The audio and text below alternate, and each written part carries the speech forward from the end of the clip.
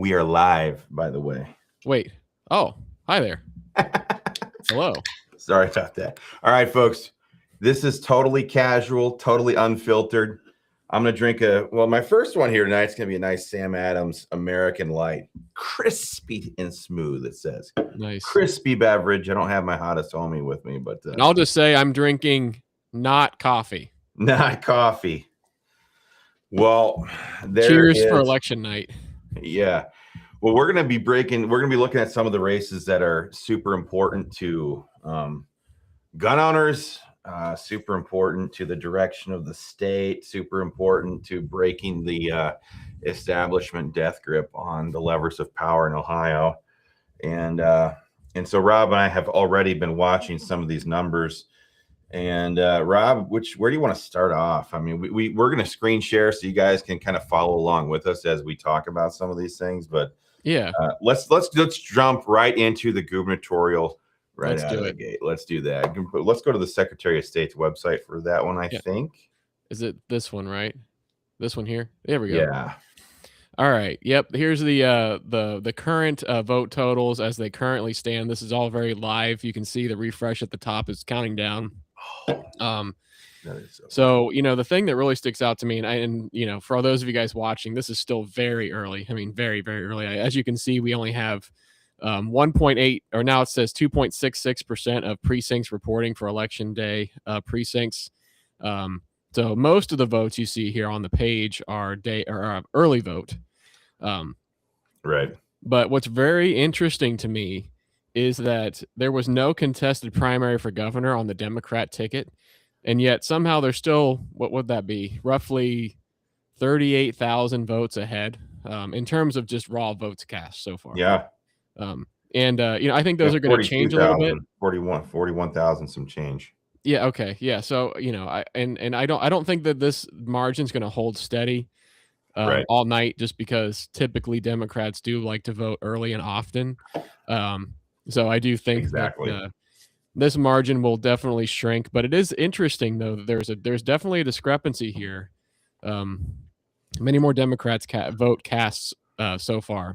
Yeah, and I think it's more of a discrepancy since the Republican Party has embraced to a greater degree early voting. Yeah, I think they've been doing a big push to embrace it. Everybody says, well, we don't like the system, we got to get rid of the system, paper ballots, day of, all that kind of stuff. But they have been saying, well, while we have it, use it.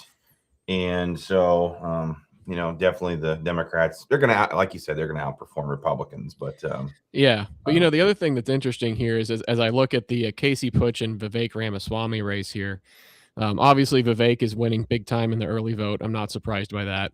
No. Vivek has been running for governor since about this time last year, 2025, right? I mean, yeah. And before that, he was running for president against Donald Trump. Yeah. So he's been constantly running for office essentially for several years now. Yeah. So I'm not surprised to see this. Everyone knew that Vivek was the heavy favorite tonight. But one thing I've noticed here already, Chris, since we've been live, is that this percent of vote margin down here has been it's been narrowing slightly. Okay, so I think when we first started looking at this, it was like Vivek had over 85%. Now he's down to 84.6. Yeah, I anticipate as we get more votes in, that margin will shrink. Because I think the day of vote's going to lean, maybe not 100%, maybe not 50 plus 1% in Casey's favor, perhaps, but yeah, correct. But he'll get more of a share than 15%.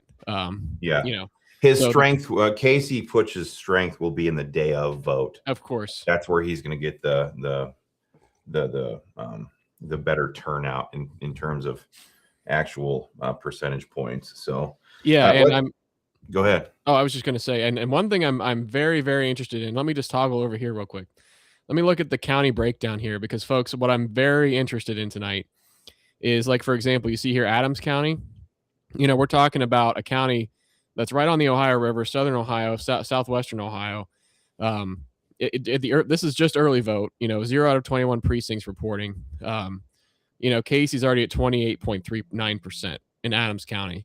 Wow. So, I think that's very interesting that that Casey's kind of pulling ahead of the statewide early vote total Yeah. in some of these very southern Ohio River districts. I'm assuming if we were to look at like Scioto, Brown, Gallia, those kind of counties down there in southern Ohio, I'd venture to guess that these would be very similar percentages here. Yeah, he's got 28% in Brown. He's got 18% in Scioto County right now. Yeah, yeah. So 19% they're in definitely Lawrence pulling County. ahead of that 15-ish percent via the statewide vote. Yeah. I think the number to beat tonight, if you're Casey Putsch, I think it's going to be that 21.8%, Yeah, which was what Joe Blystone got in 2022. right, That would be a significant milestone and a warning sign, I think, for the Vivek Ramaswamy campaign right. Because looking at the general election ballot. yeah, because I think the big takeaway here is, the people that are voting for Casey Putsch and Kim Georgeton for governor and lieutenant governor over Vivek and Rob McCauley, is the McCauley and Ramaswamy campaign going to be able to pull those people back in before November, or are those Exactly. people, or how many of those people are they going to be able to bring back into the fold? Because if our comment section is anything, there's a lot of disdain for the Vivek camp. So it's going to be interesting to see what happens here, not only in the final vote tallies here, but also what this means for moving forward as we get closer to November between Amy and Vivek head to head. So Yeah, I agree. And then I'll just interact with some of these comments as we have an opportunity here. Matt Warner says, Adams County lemon pound cake. I love it. yes, I love that. I love it. But there's a lot of people who are like, Vivek is the winner. Sorry, Casey doesn't have a chance. That's not the point. That's not the point here whatsoever. Rob just kind of briefly touched on that right here. But yeah, I mean, and that's one of the big things that so many people who didn't even like, and we've got members from all sides of the spectrum here, of course. Yeah. So many people who they weren't even necessarily a Casey supporter, right? But they wanted debate. Right. They wanted a presentation of positions and arguments back and forth so that the people can see exactly what they're getting. Put the hot questions to both candidates, like put it all out there so people could see. And that never happened. In fact, I think there was a total ignoring of the Casey Putsch campaign by the Vivek Ramaswamy campaign.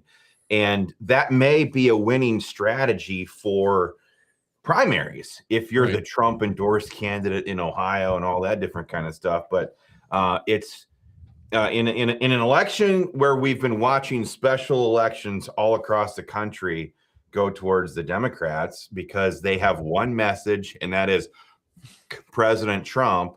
Right. You need to get the base to turn out. And that was my meeting with Vivek talking about that. And we've talked about that ad nauseum around here. But it's Janice is being a dipshit. That's okay. We got plenty of dipshits around here.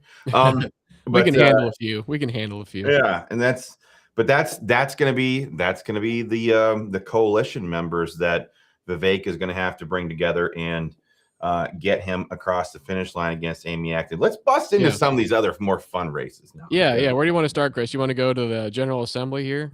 Let's quickly go through the other statewide. Oh, yeah.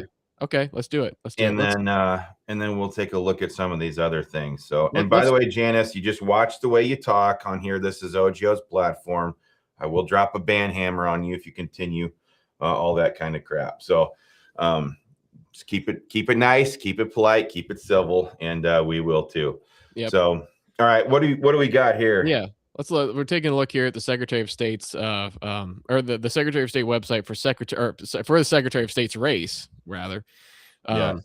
So, obviously you've got there's two Democrats here running. Allison Russo, who was, I think, up until recently, the minority leader in the Ohio House, and then this Brian Hamley guy, I don't know who he is. And then, of course, you've got on the Republican side Bob Sprague versus Marcel Sturbich. I think this was the race that a lot of people were very interested in. it looks like we've got Sprague ahead about 70-ish%. So, obviously that's mostly early vote. And I know that Sprague definitely had the money advantage in the race.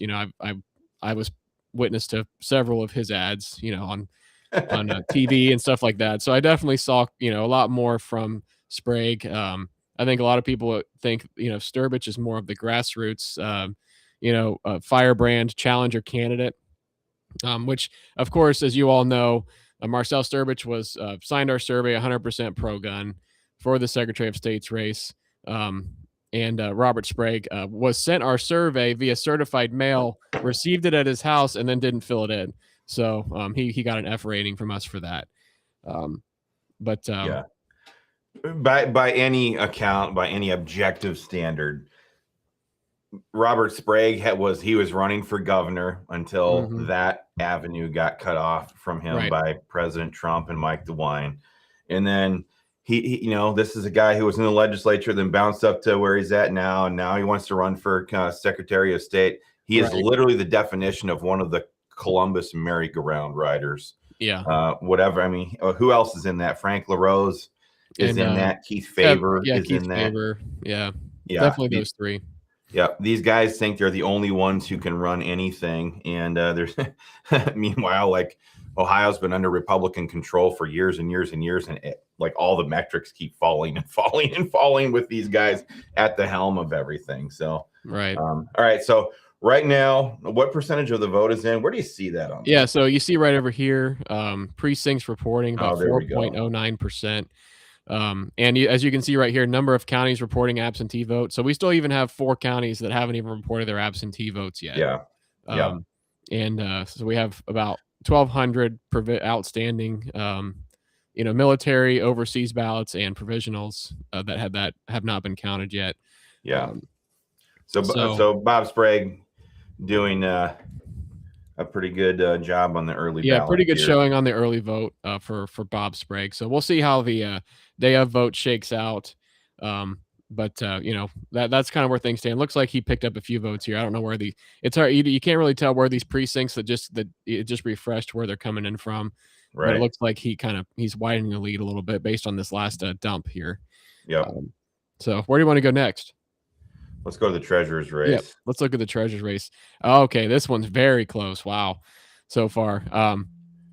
I think this one might be one of the closest ones of the night. If this holds true here, but you've got Jay Edwards, who was endorsed by Vice President J.D. Vance. You've got Christina Rogner, who was endorsed by Vivek Ramaswamy, which is another interesting thing. Yes, that is so interesting. This is very interesting because it's going to be, whose endorsement holds more weight, the vice president or Vivek Ramaswamy. So, depending on how this race shakes out, I think that may have ramifications too for the strength of either, I guess, endorsement in Ohio politics moving forward. I would say that is an extremely good sign at this stage of the game for Jay Edwards to be in the lead already. And it's important. I mean, this is a big red flag for us. This is an important thing to point out here, but Christina Rogner has been serving. I honestly hate it. Do you hate it, Rob? I hate it. Well, I don't know what you're talking about, but they're serving in the legislature, because these people, that the word it's serving assumed gives you the impression that they're serving the people or the districts or whatever. And some of the legislators do. Some of them are great public servants, but the vast majority of them are there to service their career. Well, their career or their special interest. Or their special interest. And that's how they service their career, is by servicing the special interest crowd and the lobbyists and all that different kind of stuff. Yes, as any financial contributions breakdown will show you very quickly who they serve. Yes. And so Christina Rogner has been serving with Matt Huffman in the state Senate for years and years, and she's been campaigning around the state, literally welded to Huffman's side, which is exactly what Matt Huffman wants. And if you guys are brand new to Ohio gun owners, Matt Huffman is the current Speaker of the House. He's a total scoundrel, and he wants to coalesce power around himself. We're going to talk about other districts here tonight, and flesh that out a little bit more. But Christina Yeah. Rogner certainly leaned into the entire establishment wing of the party, so for her to be at this running at a deficit already against Jay Edwards is not a good sign, I would say, for Christina. Yeah, so it's going to be interesting. This race right here is going to be very interesting to watch. It's going to be very close, I bet. Yeah. But of course, as with all Republican candidates, they all run as the most right-wing candidate known to man. Yeah. So it's hard to predict where the day of vote is going to swing. Generally, obviously, the day of vote will swing much more conservative than the early vote. So it's going to really, really be interesting to see. Let's see. Looks like Jay Edwards is gaining here. I think 51.9 is higher than it was before. I could be wrong. But anyway, so it's going to be interesting to see where the day of vote swings. And I might venture to guess that it's going to really depend on where people are from, because there were plenty of counties that endorsed Christina Rogner, some that endorsed Jay Edwards. So obviously, I think Jay Edwards is strongest in Southeast Ohio, where he's based. Christina Rogner might be stronger in Northeast Ohio, where she's based. So yeah, I think it's gonna depend on where these votes are coming from too. Yep. But yeah, very interesting. And one other note I want to add here too. Both of these candidates filled out our candidate survey for treasurer 100% pro-gun. But I think there's some important context here. We sent out an email earlier today kind of breaking down the candidates a little bit more, because sometimes when you get the ads and you're just inundated with all the stuff about each candidate, it's really easy to get lost in the noise.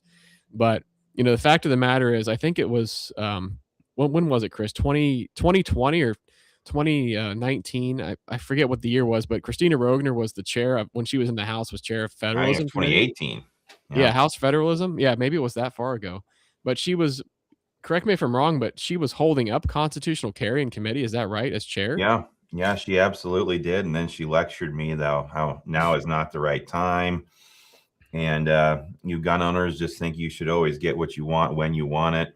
And I'm like, yeah, wow, it's the Second Amendment. So, I told her then, look, we don't take these kinds of lectures very lightly. They tend to come back up at some point down the road, and that might be happening tonight. And again, she's been a co-sponsor on a bunch of bills. She's generally voted the right way once bills get to the floor and things like that. But look where we're at right now. Yeah. And you look at what the Democrats are doing. When our side has power, it's time to move, and that's just a problem. That I think is coming home to roost right now here and tonight. But let's jump into this. First of all, Rob, nice shirt, by the way. I love that shirt. Yeah. No homo, but I like your shirt too, man. I really do. I think we kind of got the theme down pretty good tonight. I think we did. We walked in like, hey, what's that? And I'm like, hey, what's that? And it worked out pretty well. Yeah. But tonight is all about casual analysis, folks. So, and by the way, where did I see that just a minute ago? Jennifer Thomas. Oh, Chris, are you going to make me be nice tonight? Be on your best behavior, Jennifer. We're watching. Let's jump into the state Senate. We got a good one right out of the gate here. All right. Yep. Let's do it. State Start Senate. off with Senate District 1. Oh, wow. Well, check this out. So we got Senate District number 1, big heavyweights here. Jim Hoops, who's been in the legislature on and off since 2002, I believe. He's been around Cap Square a time or two. 44% of the vote. This looks like let me just click in here to this county breakdown here. Okay, so we got 0 precincts, 0, 20, 0, 0. Okay, Henry County. This looks like a stronghold for Jim Hoops here in Henry County. Okay. That could be where he's from. I don't know 100% certainty, but that's would be my guess. Putnam County's not even in yet. Van Wert, Williams. So what I'm seeing here, there's a lot of counties that don't even have the day of vote even in yet, and Craig Riedel's already got a pretty healthy lead. Looks like. It looks like something just changed here. So there must have been a big data dump here, because now it's got him almost tied statistically. So and again, he's running against Craig Riedel. Riedel has been in the the Ohio House. He was a Yep. staunch ally of gun owners. Had an Yep. excellent voting record. Yeah. I think we came down on him with an A rating, I believe, on the Second Amendment. Jim Hoops, I think we ended up with an F. He did have a very generous C minus, considering all of his anti-gun votes, and but then we started digging more and found some gun control organizations had actually given him money, and obviously that's not okay. Yeah. So we changed. And the that thing about Jim, okay, so, and he also voted against the Second Amendment Protection Act on the floor. Right. But every time I talk to Jim Hoops in the Rife building on the third floor outside that little lobby out there by the elevators, every time without fail, he comes to me and says, Chris, we need to talk about a red flag law that you can get on board with. And I'm like, ain't happening, Captain. We don't do that kind of stuff. You don't got enough money to pay me to do something like that and sell out our members. So, yeah, this one's going to be a nail biter. Yeah, this looks very close, very close. Yep. But we'll come back to that one. Let's jump down to the next Senate district that we're paying attention to. Yeah, let's see. 19. Yeah, I think the 19th is one that we were very interested in as well. So let's go down here to the 19th. Okay, here we go. Oh, looks like this is very interesting here. Yeah. Beth Lear 45, Ryan Rivers about 54%. That's very interesting. So let's do a little county breakdown here. I think there's several counties in here. Looks like Beth has the edge in Delaware so far. Only 2 precincts of 180, so there's still a lot of vote to come in there. A lot of votes outstanding. Yeah, a lot of votes outstanding. Coshocton is looks like it's 65% in right now. Pretty healthy lead there for Ryan Rivers. But obviously the lion's share of the vote's going to come from Delaware. So this race will be determined probably in Delaware is my guess. Knox County, I think Beth already represents part of Knox County as a current state representative. So it looks like she has a slight edge right there. And again, Beth Lear, former legislative aide to the now deceased Representative Ron Hood, just like you, Rob. Yeah, same. I'll drink to that. But and also bill sponsor for House Bill 498, Ohio gun owners Tier 1 legislation, the Ohio Self-Defense Act. It basically comes back and grabs everything that was left on the table during the Stand Your Ground fight. So this is a big race for gun owners. Of course, Ryan Rivers also, surveyed with us. So what do you get, an AQ rating? AQ, for his 100% survey. Yep. So there, I mean, honestly, if you're a legislator, or if you're a candidate, or not a candidate, if you're a voter and you sat down and looked at these two and you don't really know the history of what somebody like Beth Lear has done, with these gun bills, it's kind of hard to make a decision just based on the gun issue alone. We'll come back to this one. Let's jump over to the House districts, right? Yep. Let's do that, because I think those are the only 2 on the Senate side, I believe, that we were tracking. Let's go to state representative here. Let's 31. See. Let's go to 31. Yep, 31. Let's see. District 12. Brian Stewart's got the lead there. Just scrolling through. Wow, lots of Democrats here running. Let's see, 31. Yeah, and honestly, anytime you see one of these Democrat districts where there's 4 of them all lined up in a row, it's literally a race to the bottom. Oh, you're eliminating any vestiges of blue dog democracy in the Ohio General Assembly, and they're replacing them with outright radical communists. Yeah, who's the most communist, exactly? Yeah, they hate you. So it looks like, this is a very low vote total.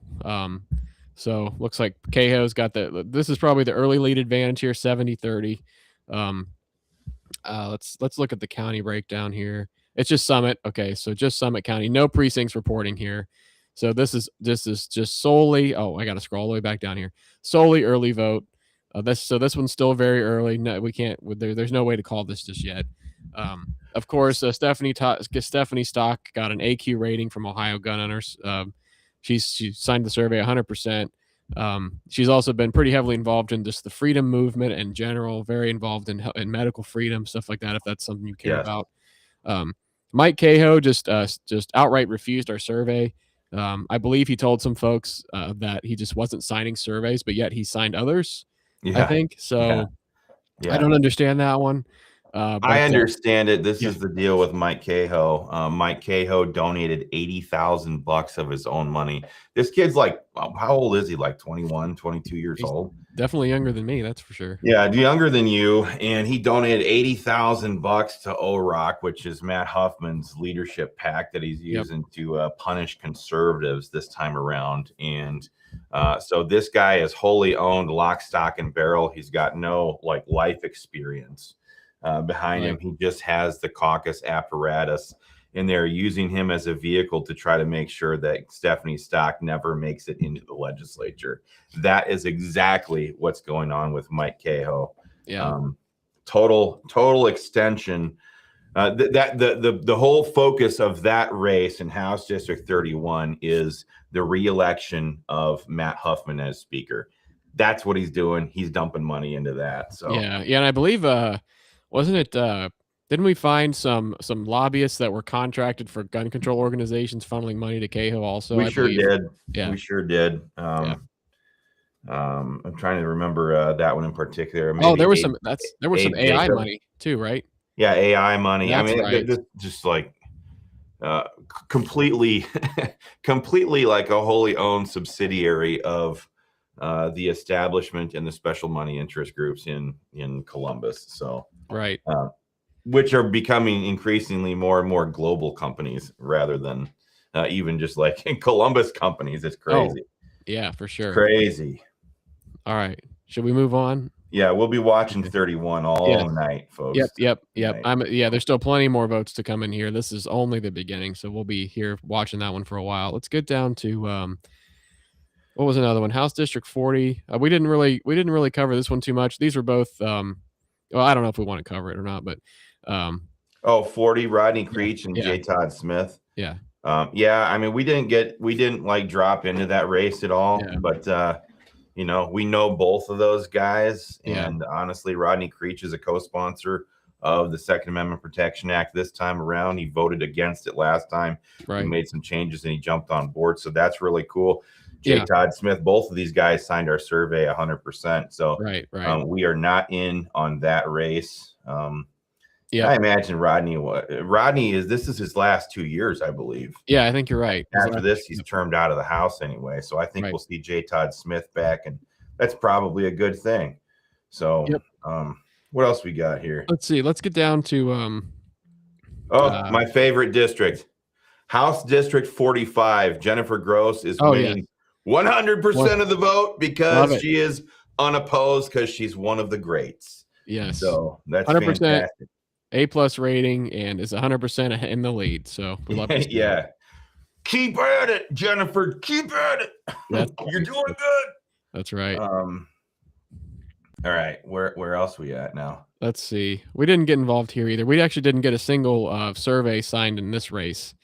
48. 48. But I know that Christina Hagan was a state representative a few cycles ago. From that, I think that district's over in that like Alliance area, somewhere in there. So very famous last name in Ohio politics. Hagan. That's right. Yep, the Hagan name's pretty strong. So I'm not surprised to see her pulling through so far there. Now let's go. Then we start getting into more exciting things. Yeah. So let's get to House District 60. Brian Lorenz, A rated by Ohio gun owners. Is in the lead so far, 78%, 21%. So that's a good healthy lead for Brian. I'd say he probably doesn't have anything to worry about in this primary. If this is the early vote, I think that's survey with us right away. He's always a co-sponsor on our bills. I think he might be on at least 2 of the 3 of our tier 1 bills this cycle. So that's good to see right there. Peggy did not fill out her survey, from what I understand. Correct? Yeah, that's correct. Yeah. Let's talk about what do you got going on here in 61. Now, this is very interesting here.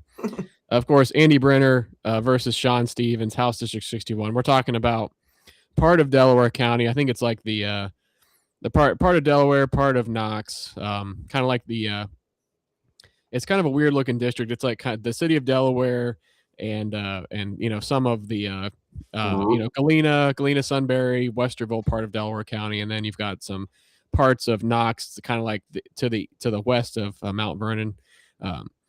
So we're looking at Sean Stevens 54.5 to Andy Brenner about 45.5. And let me just break this down. She looks like Sean's got a decent lead in Knox, so that's very interesting. With about 26% precincts, so there's still plenty of votes to come in there, but looks like Stevens has a pretty decent lead there. And this is very interesting right here because Andy Brenner has been in elected office for the last 16 years. 8 years in the House, 8 years in the Senate, and now he's trying to get back to 8 years in the House again. Yes, he's trying to get back into the House again. And it looks like he's barely edging out Sean Stevens in Delaware County, 50 to 49. So basically a statistical tie, only 5 votes here. 5 votes. And with only 2 precincts reporting in, there's still plenty of votes here to come in. So, so anything can happen here, but this is definitely Andy Brenner's stomping grounds. He's been representing Delaware County for quite some time. I always wondered, because a lot of people after we started kind of like shining the light on Andy, they're like, dude, this guy doesn't even like have a job outside of, like, it's supposed to be a part-time legislature, right? And this guy doesn't even really have a job outside of being a legislator. I'm like, well, that's like a whole bunch of these legislators, just so you know, folks, like when we're on the phone with them, like, this is all they got. But I always wondered this question, Rob. And again, Andy Brenner, he's one of these Huffman loyalists. He probably has a tramp stamp tattoo of like Huffman's name, right? I mean, that's just the kind of guy Andy Brenner. But I always want to ask the question, if you've been in office for like 16 years straight, right? How do you run in a Republican primary and say, if you elect me, I'm gonna X? Right. Dude, you've had 16 years. Yeah, it begs the question, like, well, why haven't you done it already? Yeah. What the hell have you been doing this whole time? Right. I mean, it's like the fact crazy that Andy has never, to my knowledge, never sponsored a gun bill by himself, right? Never prime sponsored one. Yeah, and that was the other thing. I mean, he's on the dole, voted for a gun control bill, but in 16 years, he never prime authored a major gun rights bill. I can't even wrap my mind around something like that. Right. Can't even figure that one out. Yep, for sure. So crazy. That's this race. Let me just kind of quickly. I'm going to mess around with the presentation here for a second, Rob. Sure. So you can keep doing that. I just want to see if there's any better way of. I can even try. Well, I guess I can't zoom in too much more. Maybe I can. Oh, check this out. This might be good. Okay. Yeah, that's a little bit better. I'm just looking at the different outputs that we're doing right now. So if you're watching on Facebook, you can watch it in vertical or horizontal. We're transmitting in both. Yeah. We're also on YouTube doing the same thing. Yep. So we want to make it as easy as possible for you guys. Yeah, and if things looked a little funky, it's because we're messing with Zoom and trying to figure out the best way to fit this in the frame. Exactly. So apologies if things are looking a little funky. Yeah. But anyway, so that's House District 61, Delaware Knox, 54-45 looks like as it currently sits. Here's a comment from YouTube. What site are you guys on? We're on the Secretary of State's website. Yes. Yep. So this is all. It's liveresults.ohiosos.gov if you want to follow along. Liveresults.ohiosos.gov. All these results are published there, and they're updating in real time. So these are all very much very, very up to date information. Very up to date numbers. All right. So should we talk about House District 62 here? Yeah, let me scroll back down. My computer just refreshed. Oh, yes. Okay. It's kind of a pain in the butt. I wish it'd come right back where it was. Yeah, I know. That is kind of a pain. Yeah, District 62. This is one of those split races. Gene Schmidt was a bill sponsor for us, one of the joint sponsors on the Second Amendment Protection Act. Dylan Blevins, an OGO member at one time, also an AQ rated. You really couldn't lose on the gun issue between the two candidates, but it looks like Gene Schmidt's doing well in the early balloting. Yep, and then we're talking about Claremont County. I think it's like mostly the western side of the county, Western. kind of like closer to Hamilton County area, Eastgate area, Milford, all that kind of stuff. Yep. So it looks like only 6 precincts reporting, still plenty of votes here. But Gene Schmidt definitely has the edge here in the early vote. So we'll be. I think that's one of these races that we'll be watching too, just because it's probably going to be a close one. Because the other thing too, people might not know is this is actually round 2. Yeah. Because these two went head to head 2 years ago, and it was a nail biter race then. Yeah. So this Very is close. definitely going to be close. I bet this is going to be a very close one yet again. Yeah. Yep. So let's see. Let's keep going down here. 66. Yep. Aiden Haggard versus Sean Hudson. Yep. So we were involved in this race a little bit because we have an AQ rated candidate here, Aiden Haggard, 30.8%. Sean Hudson, another Republican candidate. I think this is like the Medina area up in Medina County. Sean Hudson did not fill out our survey. I think he refused it. I think for that we gave him an F rating. Just didn't want to put his position on gun rights on paper. We discovered that he is, I think, currently a prosecutor for the city of Medina. And of course, if any of you guys are familiar with the fights that we've had over the years, the prosecutors and their association have definitely been opposed to gun rights bills for many years. So obviously, we were looking at this race with a keen eye because of that. So. Yeah.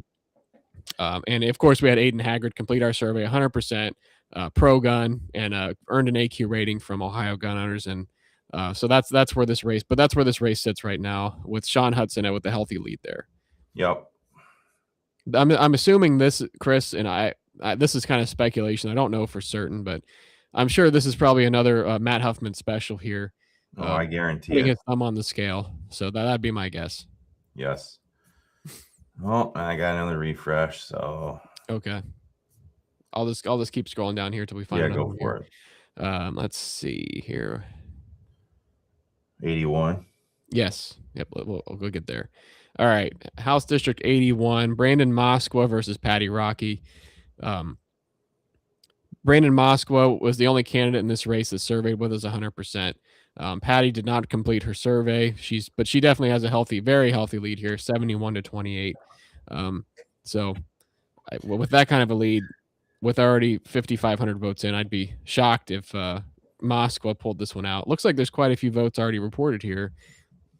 So, yeah, and this is the system that grassroots Republicans are up against because right.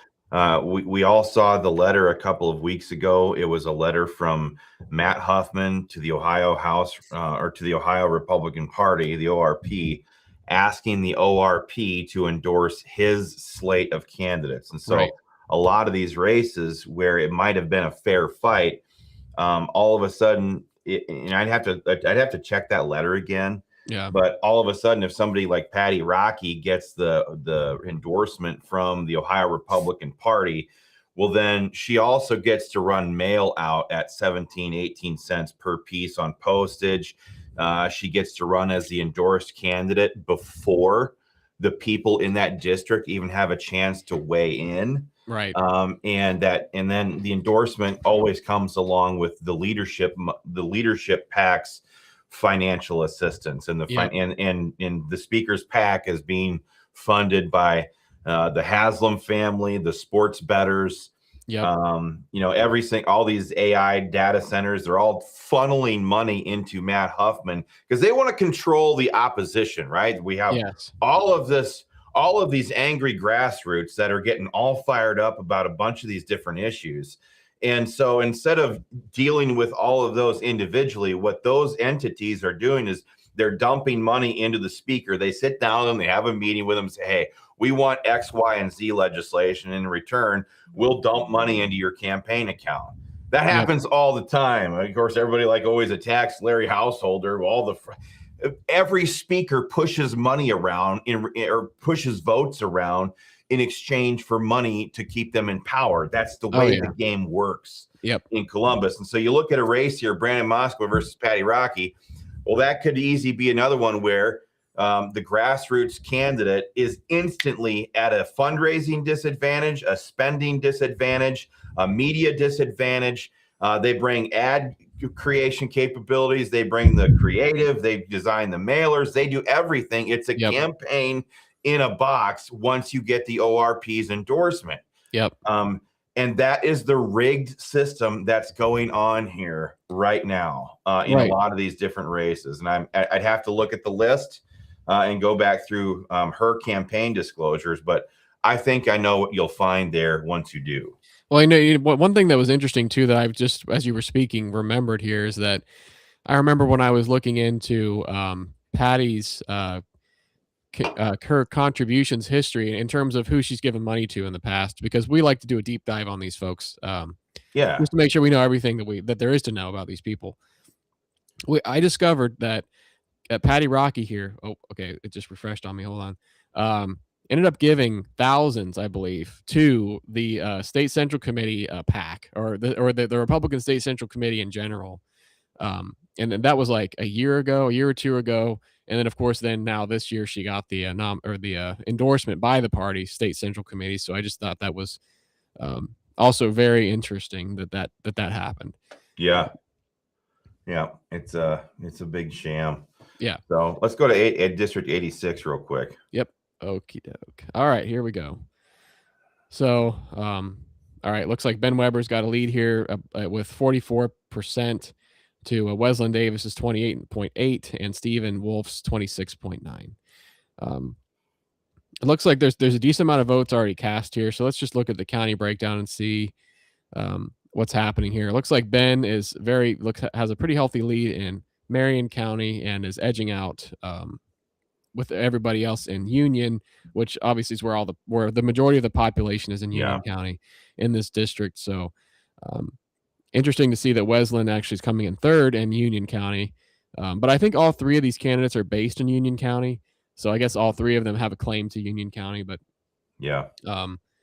this is interesting because if you guys have been paying attention, I believe Ben Weber received an AQ rating from us for his 100% pro-gun survey, but we had to rescind that within the last week or two. Yeah, because we discovered that he was getting money funneled to him from lobbyists that were contract lobbyists for the gun control crowd. And every other special interest organization out there. And I mean, it's just like, this is an issue that's going to have to be focused on, like, with a laser microscope going forward, because it is so critical for people to understand that the candidates that you are seeing have been chosen for you, for the district, by these special interest groups. And so you can go through and read all these financials, and it's like, my gosh, do you have any support from in your legislative district? And overwhelmingly and increasingly, the answer is no. It's all money coming out of Cap Square at the State House. And so this is one of those instances. And Ben Weber might be good on the gun issue, but the problem is the system, the special interests that these people are coming into office beholden to have everything except for your freedom in mind. Right. Okay. They are at war with the Ohio way of life. They want to use Ohio tax dollars to build out the infrastructure for these global companies that are going to take everything out of these districts and put nothing back in. Nothing for jobs, nothing for revenue. All the profits go out of the state, out of the country in many instances. And they're essentially harnessing themselves, these companies, they're hooking themselves to the teats of the Ohio taxpayer, and they're milking everybody dry. Yep. And that's what's going on here. It's just an awful thing. Yeah, I couldn't agree more. I think you hit it right on the head. But that's why elections are so important, because that's where these decisions are made right here. I mean, this is it. Yep. Check out District 88. All right, let's go. Gary Click versus Eric Watson. Wow, this is very close. Okay, this is very close. Nail biter. This is going to be a nail biter. Gary Click versus Eric Watson. Of course, Eric Watson, AQ rated 100% pro gun survey. says he's going to be a fighter for gun rights in Columbus. And then you've got Gary Click, who I think we generously gave a C- to originally, Chris. Is that Yeah. right? And then we found that he was getting direct contributions from the gun control lobby and their contract lobbyists. So we had to downgrade his vote accordingly. Oh, But let's Plus, the guy voted against the Second Amendment Protection Act when he told me to my face that he had never read the bill. Yeah. So and he's been going around. This is a guy who doesn't have a personal life. He is absolutely dependent upon being a legislator for any respect in life, or a paycheck, or retirement, or insurance, or anything like that. This is all he's got. So he's another one of those guys with a tramp stamp of Matt Huffman tattooed on his lower back, and he's been bragging all over the entire Cap Square about how he's a total shoe-in. Well, it doesn't really look like his district likes him too much right now. Right. We got actually, I think this looks like this is the entirety of the race. Does that look like it to you, Let's Rob? see. It looks like, I'm showing here 100%, 100%. So Gary Click won re-election here by the skin of his teeth. Right. Yeah. By the skin of his teeth. Yeah. And so this for us was just more of like a pleasure race. We had a great old time. We're like, let's just do it because we're bored, and let's jump in here and kind of expose him for what he is. And honestly, he almost got his ass handed to him. Right. So, this is very close. Very close. So that's pretty interesting to see.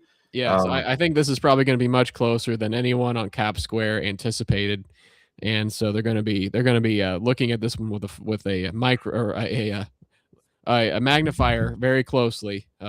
Yes, and I would say that a lot of times when you're challenging an incumbent, like the uphill climb that you face, is intense. Like the whole system is weighted against you. Right. Eric Watson, I saw some of his social media stuff. He put together one hell of a campaign and a great door knocking operation. So what my point is, a lot of times it takes that first run to get your teeth, to cut your teeth on campaigning. He did a great job of that. My guess is freaking Eric Watson is coming right back in 2 years, and this is the Eric Watson show. Because thank God, narrow-shouldered, overly tall Gary Click, the big dumb doofus who doesn't even read bills before he votes on them.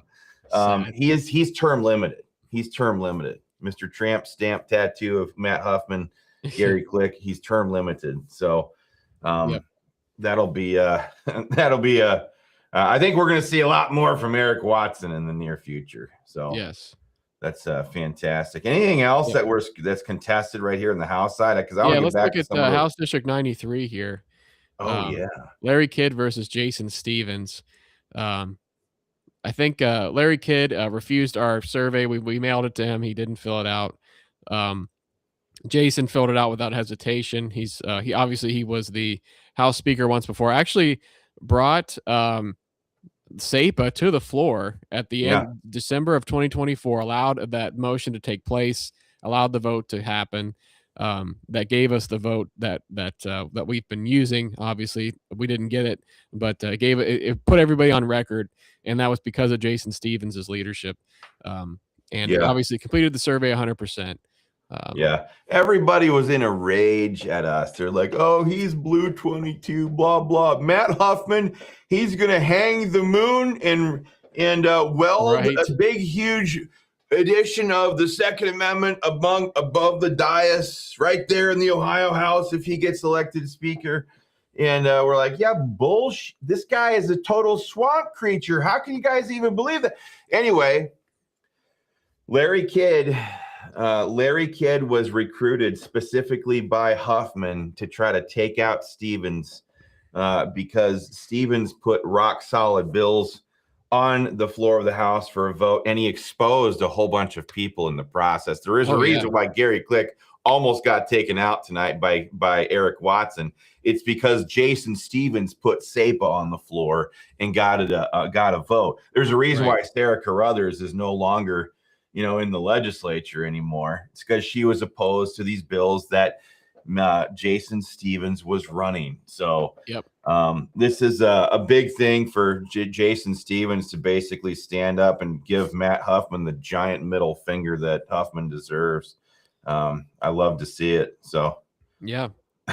Oh, we got one more. We got one more. Oh, yes, we forgot about this one. Oh, wow, look at that. This is the biggest one of the night. I forgot about it for a minute. Yeah. Wait, this one's going to call for a fresh, crispy beer. Hang on, I'll be right back. Love it. Yeah, so we got Ron Ferguson here doing very, very strong out of the gate. 62.6, 37.3 to Frank Hoagland. Looks like a very strong showing here. I'm curious how much of this vote is in, but I think that's a very healthy lead. If that's not all the votes, that's a very healthy lead right now for Ron Ferguson. Yeah. So Ron Ferguson is like the number one architect of any kind of legislative nightmare for Matt Huffman, right? This guy loves to use the rules to punish the speaker for not doing what the grassroots wants him to do. Ron Ferguson does it better than anybody in the Ohio House right now. So he recruits. Who does he recruit, Rob? He recruits his old friend, State Senator Frank Hoagland, who I think he recruited him for the state Senate back in the day too. So Frank Hoagland, the one of the co-sponsors of DeWine's red flag gun confiscation law, Matt Huffman recruits this gun grabber to try to take out Ron Ferguson, and we're like, wait a minute here. Are you saying you're going to try to bring in red flag Frank to try to take out Ron? I think the gun owners are going to have to say something to say about that, right? Old Huffman. But the funny thing is, Rob, I think I've told you this before. I kind of liked Frank. Yeah, he was always a friendly guy. He's a friendly guy. He's a little angry, former Navy SEAL. But I had a meeting with him after he jumped onto that red flag bill for DeWine. I'm like, Frank, what the f- are you thinking, bro? And he's like, and he's always chewing tobacco, He's like, you can't shoot worth a shit, because he's a former Navy SEAL. I'm like, of course I can't shoot worth a shit compared to you, Frank, but you can't do politics worth a shit because you just signed on to DeWine's red flag bill, bro. And he's like, you probably can't drink beer worth a shit either. So we went out, we had a few beers, and he kept mocking me because I don't know how to shoot compared to him. And I kept mocking him because he forgets what the Second Amendment's all about. Right.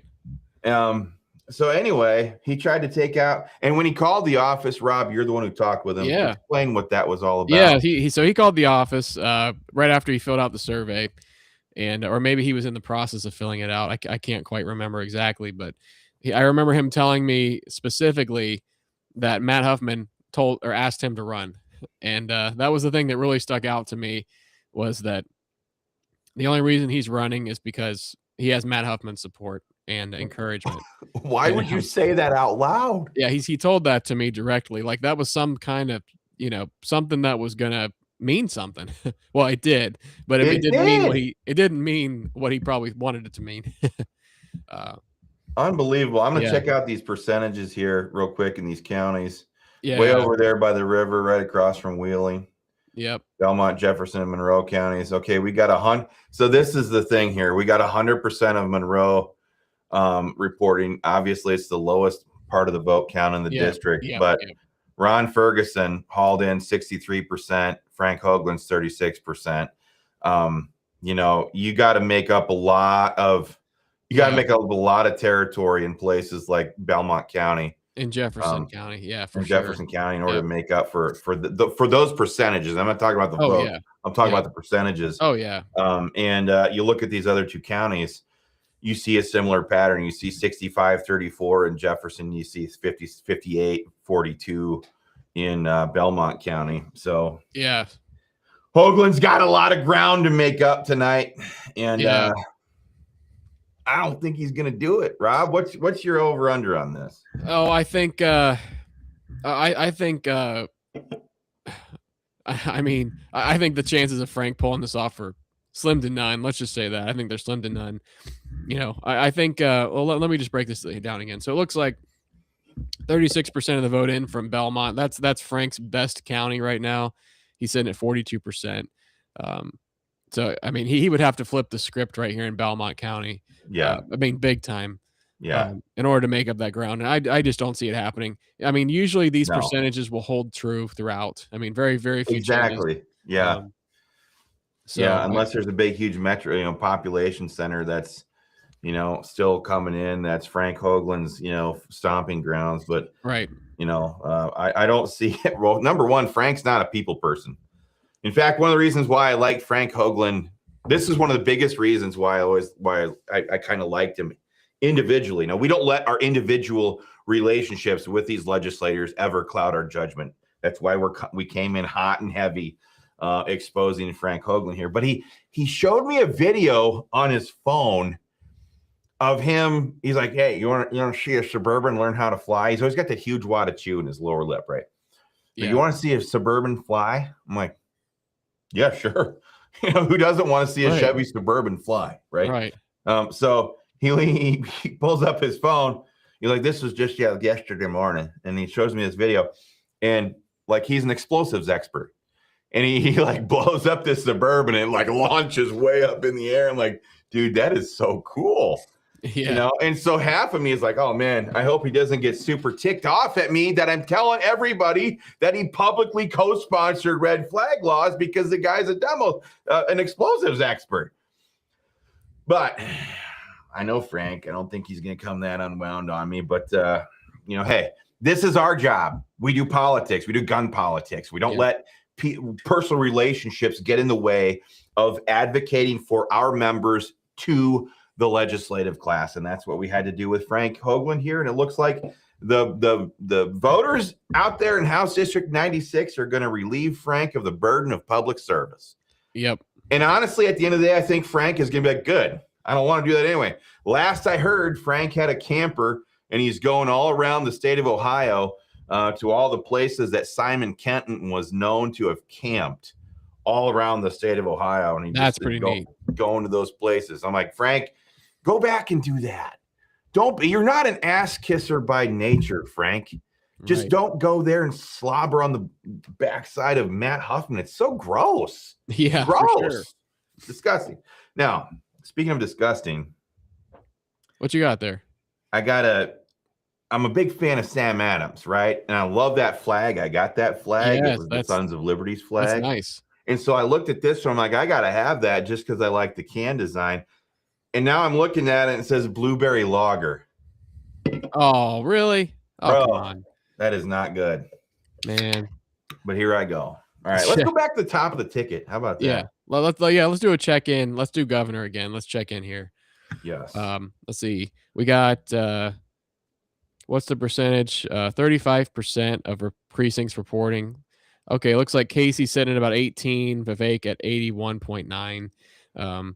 So, obviously Vivek still winning big. I don't think him winning was ever in question.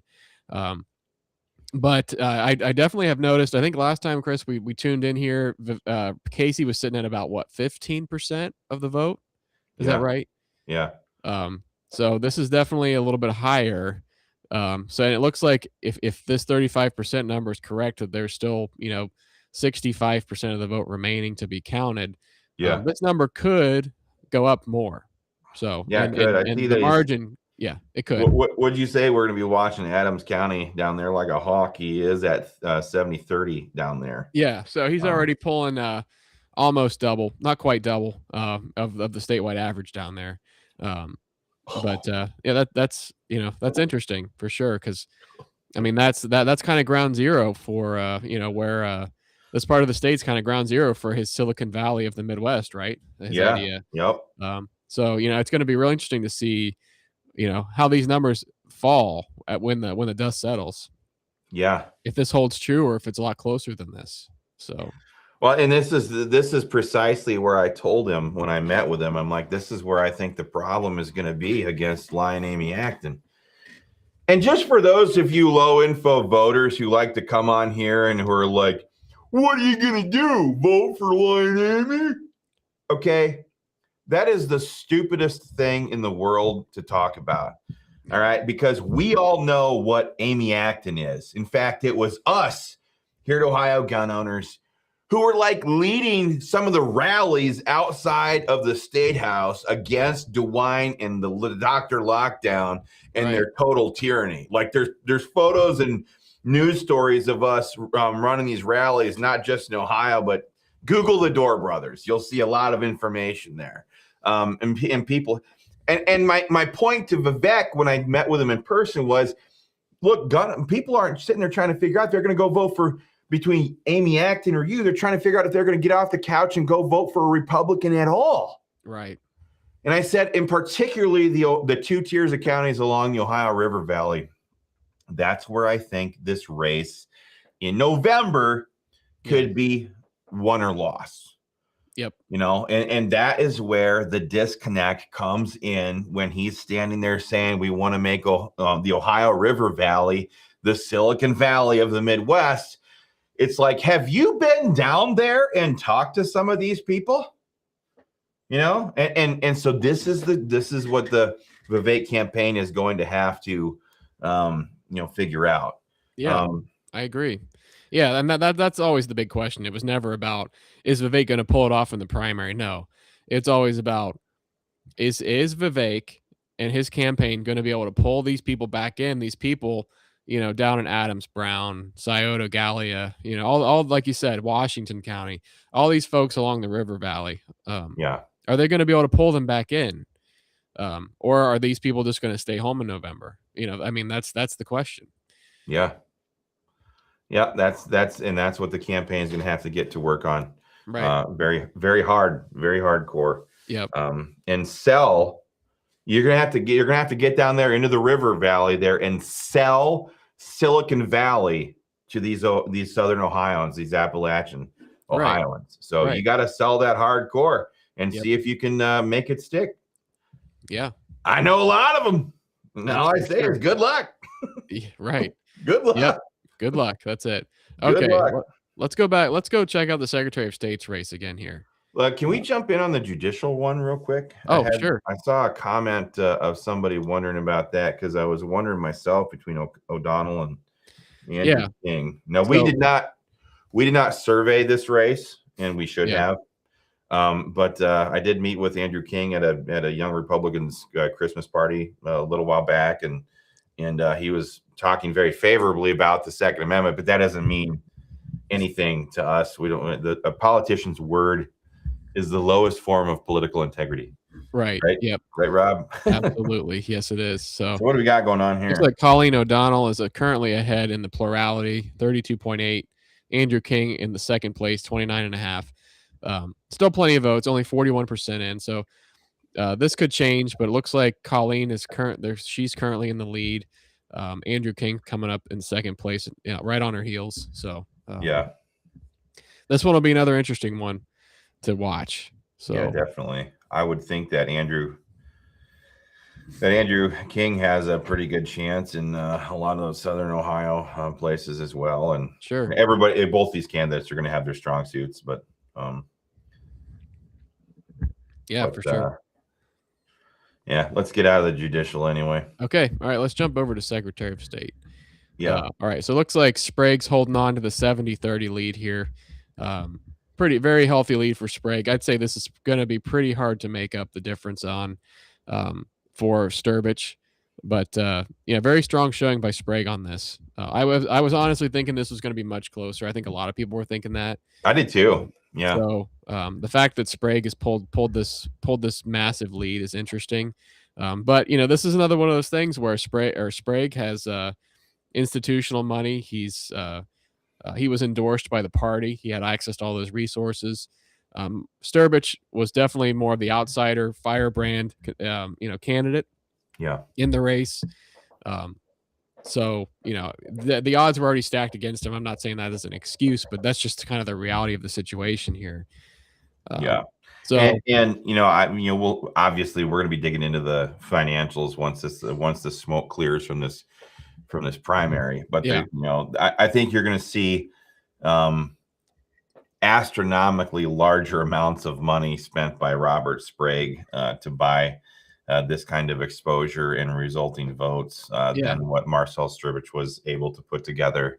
And that's at the end of the day, you know, and this is what's always rich, right? Like you got all these politicians that we're putting pressure on right now, and their attack on us is you guys are just a bunch of scamming fundraisers. All you guys do is fundraise. These guys don't even need to fundraise because the lobby crowd, the lobby core, know that they're going to get behind these guys every election cycle, you know, and because they get what they want out of the legislature, out of these statewide offices, they get contracts, they get whatever. And so the politicians, they do, you know, projection, right? They turn it around and say, you guys are just fundraising to enrich yourselves. Meanwhile, these guys get all the special interest lobbyists to line up and donate millions in some cases to their campaigns. And that is what's so hard to overcome. A grassroots candidate. That's it right there. So we'll be digging into that just to kind of like come back and do an after action report later on. But that's the way it is. I want to set some records straight here. We got this one comment. It says, oh, but Chris, remember, you were so attracted to Sarah Carruthers, according to her. He's referring to, must have been talking about the Gary Click ad. And we talked about Sarah Carruthers, how she's no longer with us in the legislature because it came out that she was against SEPA. And that was one of the attacks that that she made against me. She's like, you're just obsessed with me or something. I'm like, sweetheart, no way, not a chance. If we were the last two people on a deserted island, I'd shoot myself dead. But thanks, Ephraim Dan Chase. Nice little comment. Nice. Love that. That was pretty good. Should we jump into the comments here, see if there's any questions we can answer for a second? So somebody says,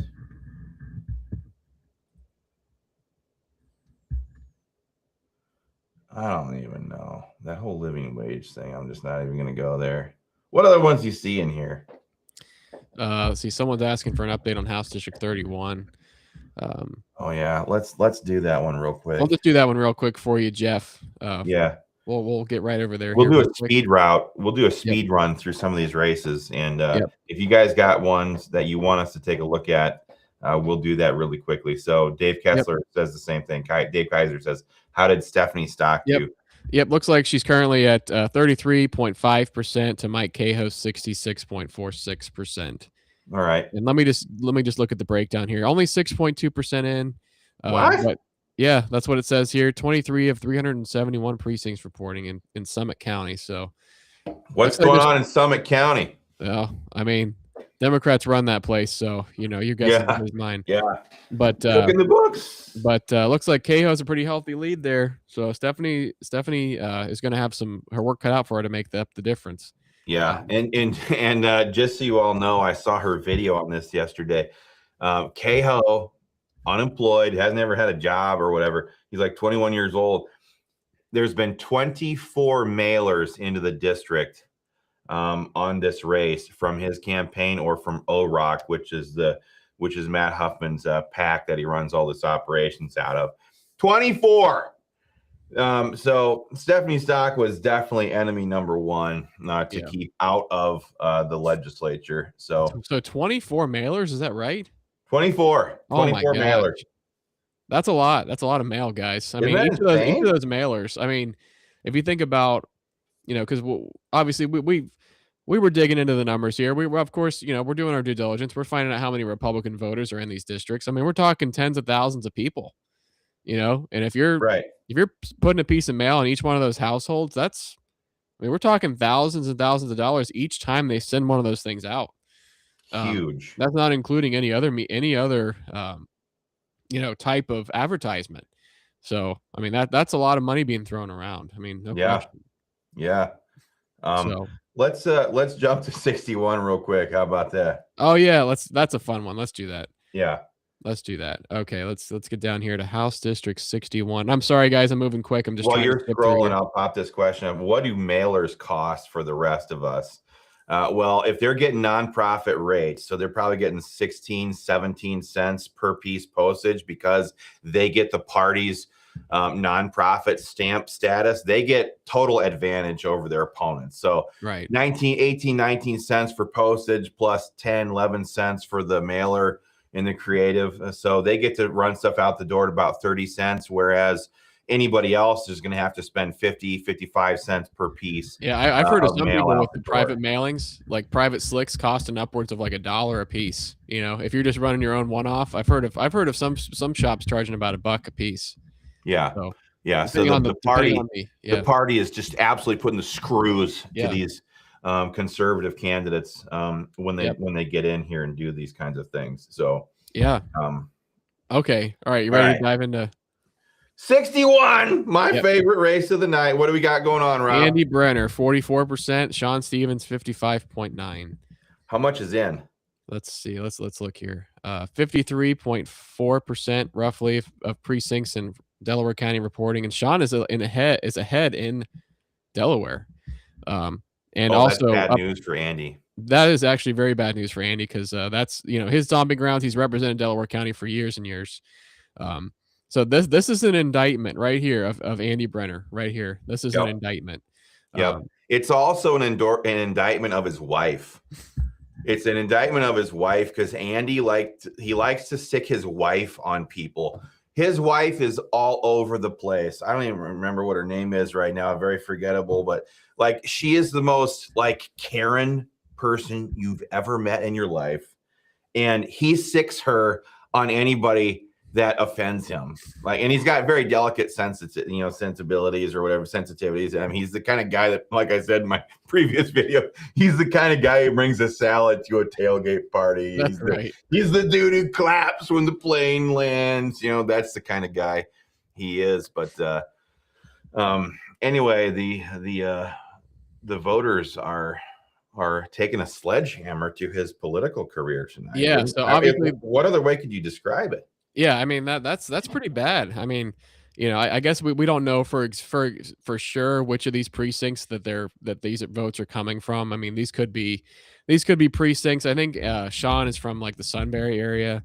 So I mean, these could be precincts kind of on that side of the county. I think Andy's more like Delaware City based or something like that. So yeah, it's just it could depend on where these votes are coming from inside the county, but this is still big. This is still big, guys. I mean, he's losing by 10%. I mean, and this is pretty late now. We're getting later into the night. Yes. Knox is all in.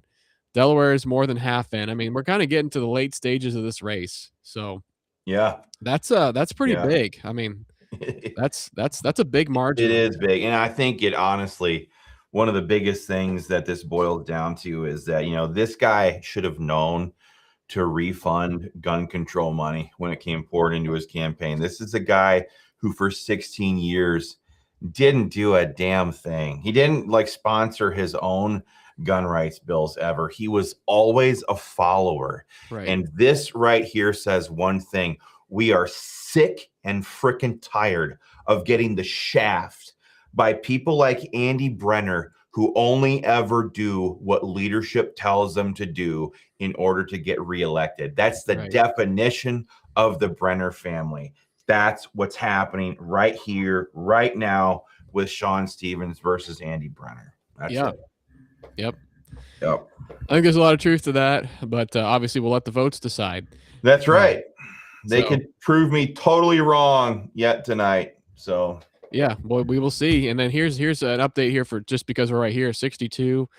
It looks like Gene's pulling ahead pretty healthy here, 62.5 to 37.5 roughly, against Dylan Blevins. Looks like let me just take a look here, 87%. Yeah, looks like Gene's coming in hard here. Yep. Where am I at? Yeah. So it looks like Gene is going to be. I'd say this one's probably going to be too much for Dylan to come up and overcome. Yeah, Gene, I don't know what happened down there this time, but it looks like Gene's pulled the last contest between these two was a nail biter, and now Gene's pulling ahead big time. So I don't know what happened down there, but that's interesting. All right. Anybody else have some? Well, we'll say hi to Daniel Boyer checking in from Columbiana County in East Liverpool, where the water is fun to drink. What's up, Daniel? Glad you're here, doing, Daniel. Glad to have you here with us tonight. Proud renewed member. Well, thank you so much for your support, man. Really appreciate that. Yes. Yes. I want to check in on this House District 86 one. Oh yeah, let's do Wesleyan that. Davis, Ben Weber, Stephen Wolf. You know, it looks like we're kind of in the same boat that we were earlier. Yeah. It looks like these percentages haven't really changed much. 44.67% for Ben Weber, roughly 30% for Wesleyan Davis, 25% for Stephen Wolf. So not much has changed there. Let me just take a look at the breakdown. Most of Union's in, about 2/3, just shy of 2/3 is in for Marion. Yeah, it looks pretty tough. Looks pretty tough from Wesleyan or Stephen Wolf. Stephen Wolf's perspectives right now. Yep. And this is always one of those races where you're like, my gosh, Stephen Wolf and Wesleyan Davis, they could have put together a much better challenge to Ben Weber if they weren't running against each other. Right. That's true because it looks like Ben. I think it's going to be also hard for Ben Weber to pull ahead of 50. So he would just get the plurality, right? Not the majority. So right. That's very interesting. There's easy enough votes there between Wesleyan and Stephen in order to have beaten Ben Weber. But that's a conversation that'll be interesting to have once we get to the State House. It's like, dude, like you look at your financials, man. You're not calling your own shots. What the heck's going on here? But anyway, that's for later on. That one's a totally solid R district, correct? Yeah. I mean, Union County, Marion County, both solidly red. I think Union County slightly more red than Marion County, but I don't think that this seat's in any danger of going blue. No. So this is the election right here. You're looking at the election for state representative, essentially, right here. Definitely, yeah. Yep. Of course, we know that the Gary Click Eric Watson race is essentially over. Looks like Gary squeaked it out by about 600-ish votes. So small margin for the incumbent there. Yep. All right. Anybody else got some races they want us to check in on, or you know what? I got an idea. How about we check in on what was the other nail biter race, Chris, we were following? Let's see. Steve, looks like Jason Stevens is roughly 64% of the vote. I think that's a pretty healthy lead right there. Bounce back into that 96. Yep. Ron Ferguson still got a really healthy lead, 62.5%. I don't see. Let me check this here real quick. 100%, 87, 76. Even in Belmont County, which is Frank's best county here in terms of results, Ron's still pulling ahead 60-40. Looks like Ron's got that one pretty easily. So I think Ron's got this one in the bag. Yeah, I think we can call it. yeah. I think we can comfortably call that now. Yeah. Stick that one up your ass, Huffman. Yeah. All right. I told everybody we're going to be a little bit more casual here tonight. This is definitely casual. Yeah. It's like Christmas. This time of year only comes around twice every 2 years. And, that's right. So it's like a Christmas. Oh, check this one out, Chris, right here. State Senate District 1. That's the nail biter we were this talking is it. about. Yep. Craig Riedel, 50.59. Jim Hoops, 49.4%. That is and 41,000 votes, guys. That's a lot of votes right there. Yeah. So this race right here brought a lot of people out. Let me just look at the breakdown. It looks like only Hardin County.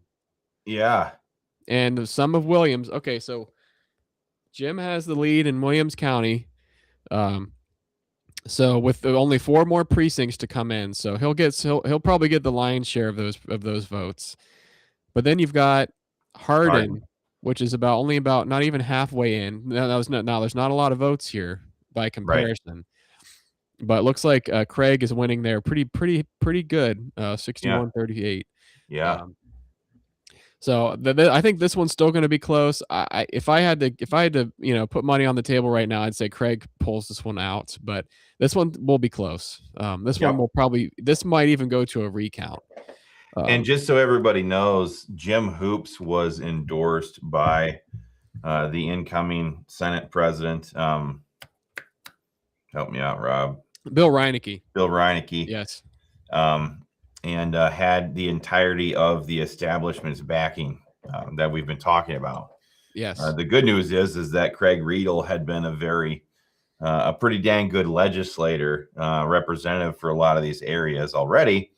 So he wasn't starting off from square one. He'd run for Congress once. That's right. Maybe twice. I don't even know. At least once. At least once. Yeah, at least once. And had some pretty good name ID, Yep. So that's what is probably a huge contributing factor in this race. Yeah, but speaking of name ID, I mean, Jim Hoops has been in government, well, not consecutively, but I think he started his political career in the early thousands. So, he's been in and out of office, for about 20 some years, with some gaps in between. But Jim Hoops was definitely, speaking of name ID, I think the Hoops name was pretty big up there. And I mean, the name kind of speaks for itself, right? You can put the basketballs, on the O's. I mean, yeah. Some of that messaging helps. He's got a natural advantage with that.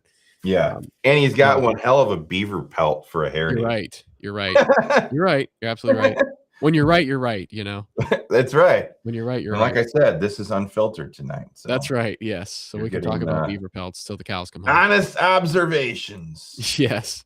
All right. Let's look at Senate District 19. Ryan Rivers still got a lead here, 46 and 2/3 to 53 and about a third of the vote in Ryan Rivers' favor. Let's look at the breakdown here.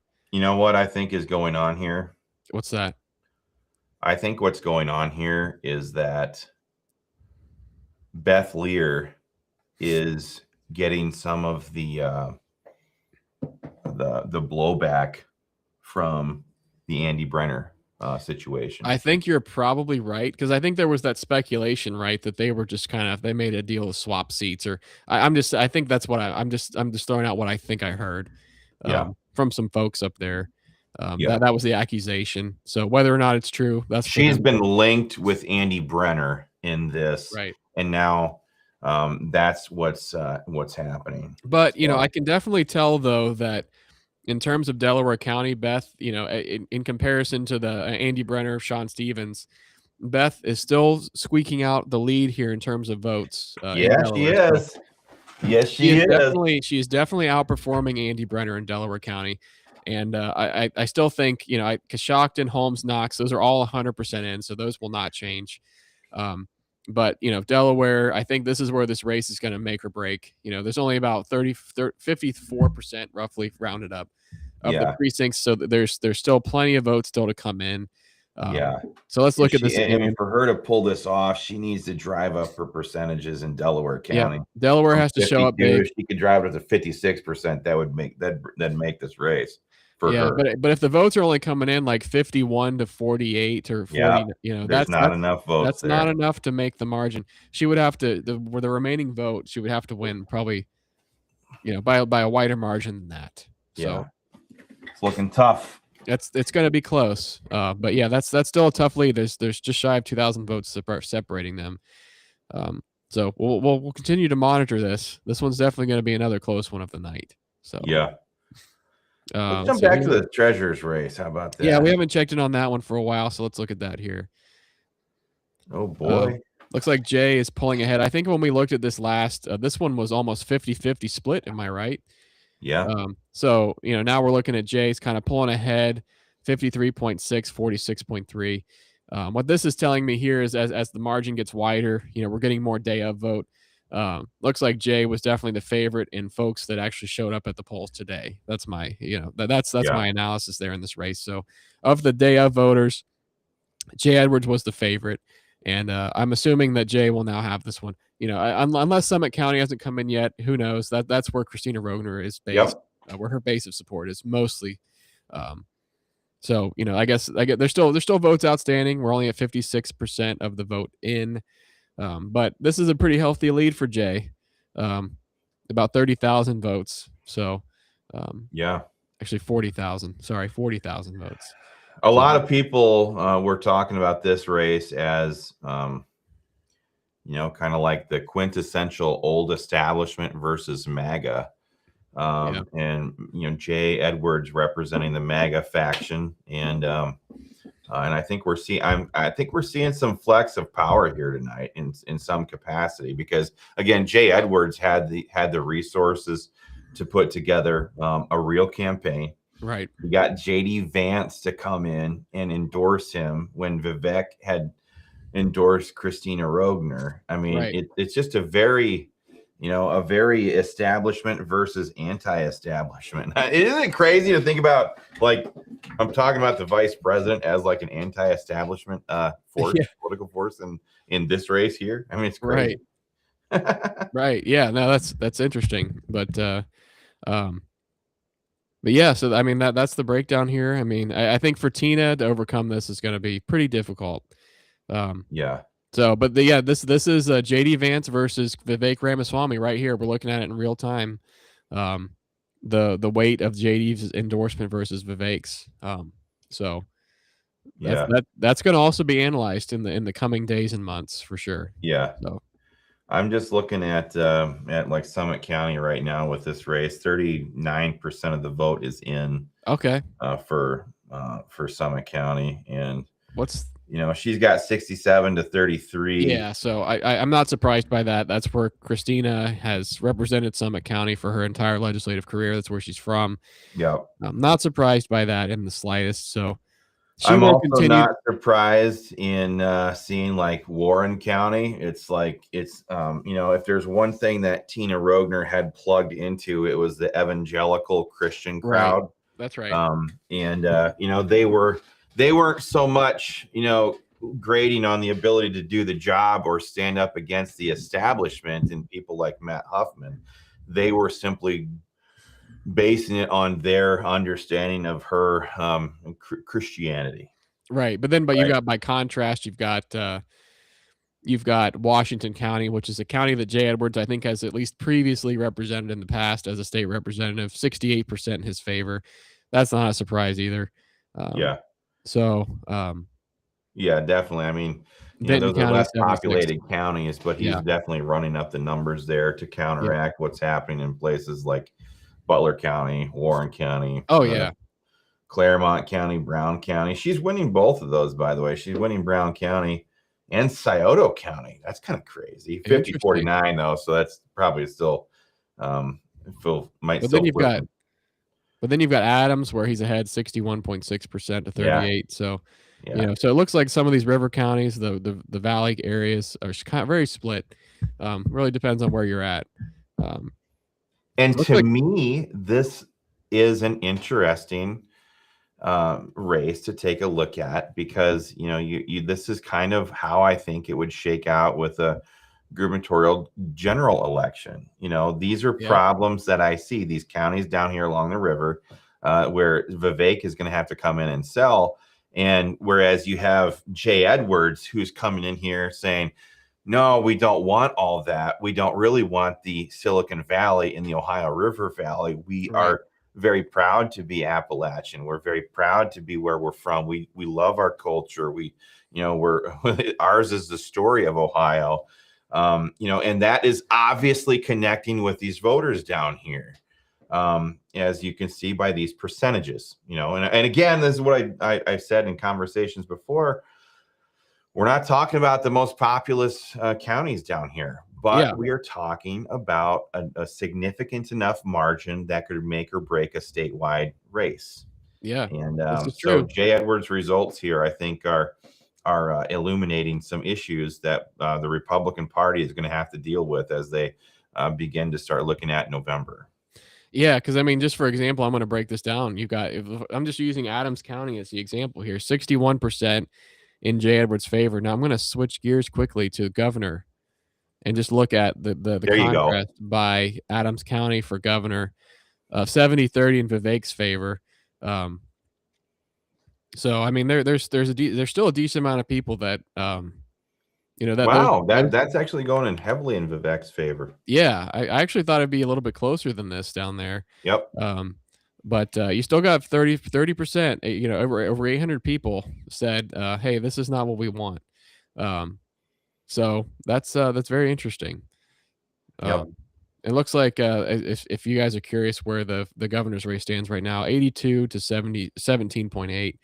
So it looks like Vivek has actually increased his lead by a little bit here in terms of the vote share. Yeah. But there's still votes coming in. So Yeah. And again, we'll this see. this boils down to one of those things. It's like, what are you going to do with political power? Yeah. And that is so rapidly coming to the forefront of the average voter's consideration, because we've all watched now time and time and time again where Democrats get power, they instantly use it, right? We Yeah. watched what happened in Virginia very recently, for example. We're watching what's happening right now. The articles are all on Axios and on Politico every day about how the Democrats' redistricting strategy, now with the VRA being thrown out by the Supreme Court, we got some of these Republican legislatures or states, like Florida, for example, instantly going in and redistricting. The Democrats are looking at this like, okay, the moment we get power, we're absolutely redistricting everything. We're, all these different states, we're going to come back in. California is talking about zeroing out the Republicans in their state as far as congressional representation. Yeah. This is how far they're willing to go. So Republicans, the average voter who's watching Fox News, is seeing all of these warning signs everywhere, and they're like, oh my gosh, why aren't our Republicans doing this exact same thing? And so we talked about this in this treasurer's race. You've got a great, fantastic piece of legislation with constitutional carry that, she didn't move out of her committee when she had the chance. We have a great bill in her committee right now by Al Catrona. It's the Second Amendment, or the Freedom to Carry Act. Yep. Takes Ohio from a concealed handgun license to a concealed weapons license state, applies permitless carry to the entirety of all of that, allows you to carry a rifle in your vehicle under permitless carry or under your permit, whatever. It's like the total freedom for firearms. It sat there in her committee.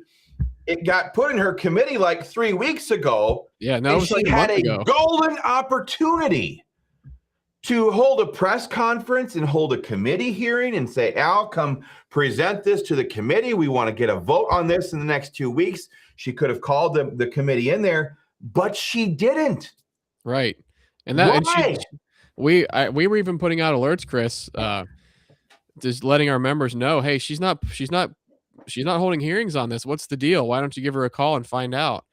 And because, if she's like we said earlier, she did fill out our survey 100%.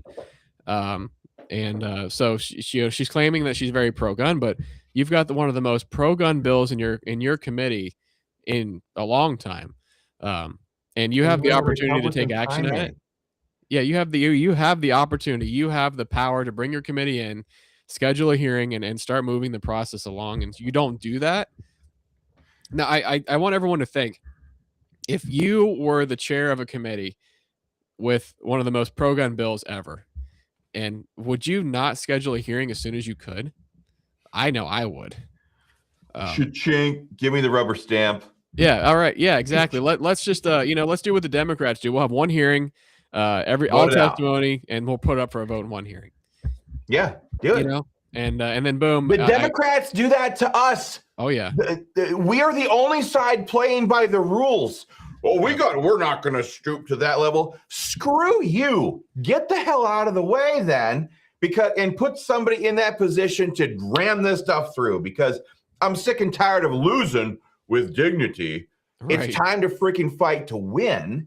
And I think that's what's going on here. She had a fantastic pro-gun bill sitting right there, custom made to have a hearing on, and she's running against Jay Edwards. I mean, co-sponsored every bill, gave us a heads up that Speaker Huffman was trying to screw us. Yep. On constitutional carry back in the day, and she didn't do anything. It's just, I don't understand it, because she's a good Christian. Everybody keeps telling me, but she's a good Christian. I don't want somebody who's nicer than Jesus. I want a Samson for the times that we are in. Right.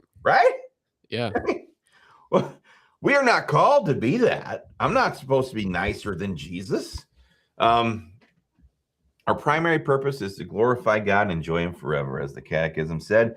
It would have been very glorifying to God to put that gun rights bill right in for a hearing. Yeah, That's what a good Christian would do. I agree, especially someone who says I'm 100% pro gun. Yeah. When you have the opportunity to move one of the most pro gun bills in the General Assembly out of your committee. Yeah, what's the Bible verse, since we're talking about Christianity here? Don't show me your faith by your words, show me your faith by your works. That's right.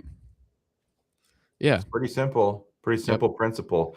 But a lot of times these people just get suckered by their feelings on all these different things. Oh, well, we don't want to offend anybody. And, so and so, one of these legislators is on family vacation. I didn't want to call the committee in because, that would really, we're looking forward to this and blah, blah, blah. And so and so, he's trying to run in his campaign and I didn't want to offend them and blah, blah, blah, blah. That's just the kind of bullshit that goes on. And, well, you can see what's happening right now as a result. Jay Edwards is cleaning her clock. Yeah. So I mean, I hate to say it, but I think she's kind of done it to herself. Yeah. She could have taken this issue and owned it. And she just didn't, Yep. So sadly. Yep. Uh, What else we got going on here? Should we go back to the state legislature? let me just highlight this comment here real quick, Nick. Rogner holding up that bill, which I would not have known without Ohio gun owners, is the exact reason I voted for Jay Edwards. I was originally a Rogner supporter. That's exactly what we're just talking about. Yeah. So here's a comment. Rogner is not establishment. She was Tea Party when she started. I'm sorry, Nick, but the Tea Party is long ago dead. And what happens very quickly in Columbus, in case you didn't know this, is that the political class they excel at taking people who come in with the greatest of intentions. They sear their conscience by breaking them and putting them in charge of some committee. They force them to choke on a bill, and now that person is malleable. Now, then they come in and say, hey, we like you. We're going to help you out with your reelection campaign. We got all these donors. We want you to have this fundraiser. We're going to have all of our people come in and give you money. And all of a sudden, Tea Party, that doesn't mean crap. Yep. Doesn't mean anything anymore. And all you have to do is look at all the pictures that she's been posting lately. She's at this event. She's at that event. She's at the Reds game. And she's always standing there right next to Matt Huffman. Don't tell me she's not establishment, Nick. Right. The Tea Party was 2010, dude. That's a long time ago. That's like 16 years ago. Right. I know. It's hard what happens to these people in 16 years? Let me tell you. Just ask Andy Brenner. Exactly. Yeah. Well, Kurt says, geez, Ohio is screwed. It's never screwed as long as real Ohioans don't give up. So don't ever give up. I've said this before. I'll say it again right now. These politicians like to view themselves as the main character of the story, and they like to make you feel like you are simply there to watch them and assist them and be a resource for them as they plot their own main career character through the story of Ohio. But it's a total lie. The people are the real story of Ohio. They built the state, their grandparents, their great-grandparents, all the way, I said this in my video the other day, all the way back to the Simon Kenton pioneering the Ohio wilderness. It is always the people that are the main characters of the story of Ohio. And as long as we never forget that and also acknowledge that Christ is king, then nothing can ever take Ohio down. These politics, we might go through rough patches, but as long as we got our king and our guns, these people are never ultimately in charge.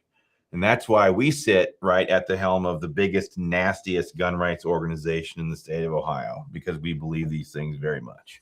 Yes. So, yep. Yeah. Don't give up, my brother.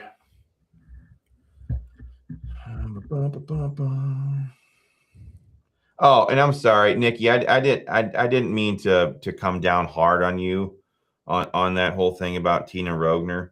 But I wanted to kind of flesh that out so that people understand what happens to so many of these legislators.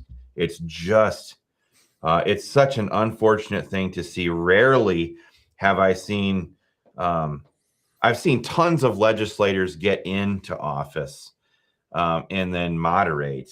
I don't think I've ever watched a legislator get into office and then go to the become more conservative. Yeah, the poll is to the center. Oh yeah, Yeah, it's insane. Unless you are truly on your knees every night to the Lord and talking to your districts all the time.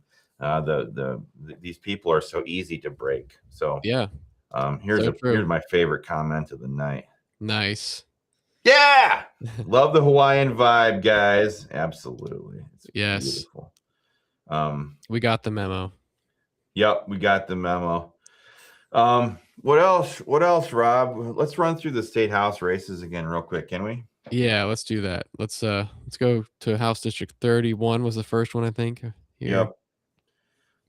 66-33. Looks like that's staying pretty steady. Is the percent have the percentages gone up or not? Looks like they have gone up a little bit, but it looks like these vote percentages have stayed roughly the same. I think Stephanie's is a little bit higher now. 33.8. I think it was more like 33 and a third last time we looked. So a little bit of an improvement here, but still plenty of votes still to come in, but I think it's going to be tough to overcome. Yeah. So, but we'll see. We'll see. Now let's go to let's see. There's 31. 40. Let's see. Looks like Christina Hagan is going to win 48. Yeah. Let's see. I kind of thought that was a foregone conclusion the moment she launched her campaign. Oh yeah. Yep. Let's see. It looks like Sean Stevens still ahead. Looks like he's increased his lead a little bit. Looks like 55.9, 44.05. Let me just see the Delaware County here. Still only 54% of Delaware County reporting, so something's going on there. And Brenner, could he still pull this out? Wouldn't that be his stronghold? Oh yeah, 100%. Because I mean, that's where Andy's from. That's where he's represented for years, almost 2 decades now. In fact, but look at the percentages. Yeah, but he's still losing his home county. I mean, obviously Sean lives there as well. I think he lives in like the Sunbury area. I could be wrong, but yeah. So they're both from there. But the fact of the matter is, Andy's been representing Delaware County for a very long time, and is not currently losing it in his home turf. Yeah. So. Yeah, it's kind of funny because Andy Brenner was out there. Like Gary Click had posted on his Facebook page and said, "Andy, you're one of the most conservative people I know." And Andy, in response to a whole bunch of people that were questioning his bona fides, had screenshot that comment by Gary Click. He cut off the Gary Click part of it, and he was just like posting that image to make it look like some rando had said that he's this super conservative guy, but it was just another like House member and they were both in a primary. So it's going to be kind of embarrassing for somebody like Gary Click, who barely squeaked by, to be able to come back in there. I'm just gonna be like, dude, I think you were the kiss of death to Andy Brenner. Yeah, possibly. Yeah. Yeah. Possibly. Okay, so we got that in 61. Let me go back. I hate how it doesn't go right back to where I was. I know. I don't like it either. Looks like 66. I think Sean Hudson has got this one in the bag versus Aiden Haggard, but Aiden was obviously the challenger in this race. And a pretty young guy, I think, in his early 20s. Stay in the fight, Aiden. Yeah, stay in the fight. That's still a respectable vote count to an establishment. I would say most likely more establishment kind of character. So yeah, definitely. Yeah. Yep. All right. So what else? Let's see. I'm going to keep going here. Patty Rocky's coming ahead 70-30 to Brandon Moskwa. She's got that one easy, but yeah, that's another case of establishment money. Who was in 81 then? Right now?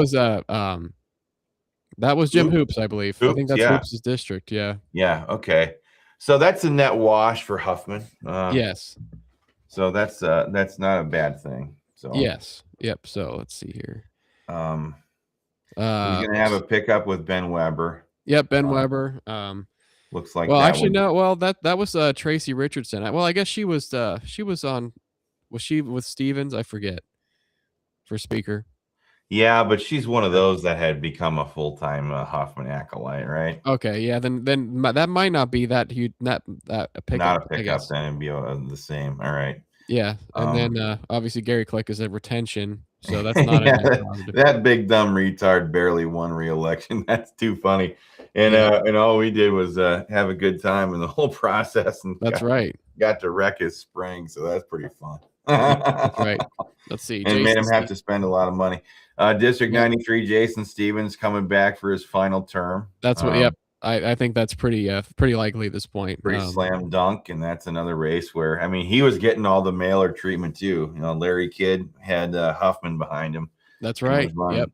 Running all the things into there. And then again, we got Ron Ferguson coming back to be a full-time thorn in the side. And boy, that looks like a real ass kicking at this. That's pretty big. An ass whooping right there. That's pretty big, and it looks like most of the votes in, with only just a handful of precincts still yet to come in. So yeah, Ron's got that one 100% in the bag. Good job, Ron. Well done, sir. Yeah, that was a very, very good campaign there. Very strong showing right there of strength. Yes. Let's see. That's it for the House races. Let's go check out. I see a comment. Somebody wants to know about Congressional 13. We'll take a look at that here in a second. I just want to jump over to State Senator quick. Yes. Oh, here we go. Our nail biter race. Craig Riedel versus Jim Hoops. There's just about 1% separating these two. 100, 100, 100, 47, 84. Okay, so there's only 4 precincts left in Williams County, with Jim Hoops with the lead there. And then less than 500 votes separating them in a Senate district. That's in a Senate district where there's been how many votes cast? 41,000 votes. 41,000. Oh my gosh. Wow. That's nuts, bro. I mean, that's nuts. So, but yeah, it looks like we got still more than half of Hardin to come in, with Craig Riedel having a nice healthy lead in the votes there. That'll probably stay pretty close to where it is now. But with Williams County, 4 more precincts, I'm assuming they'll lean in Jim Hoops' favor. But I don't know. It's going to be hard for Jim Hoops to make this up, because I think these Hardin County precincts will probably swing heavily in Craig Riedel's favor. I don't see Hoops making up these votes. It's pretty. So he's already down by about 500 votes. Yeah. Already to start with, and so I think it's going to be hard to make that up. But it could very well still tighten slightly more. This one may go to a recount. I think if they're within 1%, that's a statistical, or 1% or 0.5%. I forget what the statistical tie is. Wow, tongue tied tonight. But that one might go to a recount. But it looks like Craig Riedel is definitely probably the favorite to pull this out. That'd be my guess. Yeah. So let's go to Senate District 19, where it looks like Ryan Rivers still has a 53.3% lead to Beth Lear's 46 2/3.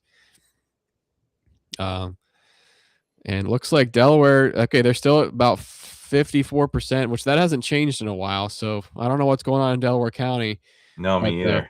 There's still a lot of votes still outstanding. So we're going to see if this 52 to 48 holds, or if Beth can get more. If she comes into a pocket somewhere, dang. Yeah. She could, she could pull this off.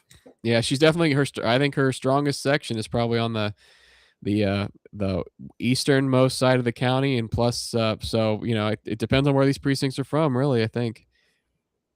Yep. So I think that's about it. Okay, so let's get to Teresa. Thanks for joining us tonight. How's Margaret Bream doing? Let's just take a look here real quick, just for fun. We'll go to District 13 Congressional. Looks like Kerry Coleman, 46.75%. Definitely the favorite here. Margaret Bream at about 17.5%. So not quite enough to pull it out. I'd probably say, okay, there's still a lot of the votes still to come in, but looks like Kerry Coleman's definitely got the lion's share. I think it's going to be hard for anybody to beat him at this point. Yeah. So that'd be my guess. But yeah, you're sitting at about 17.5% for Margaret Bream right now. Yeah. Look at Congressional 9. That's interesting. Oh yeah, that's right. I guess we have that. That's another one we haven't really dug into much, but Yeah. looks like Derek Marin has a pretty good healthy lead there to Josh Williams' 25 and Madison Sheehan's 20%. Let's look at the county breakdown here.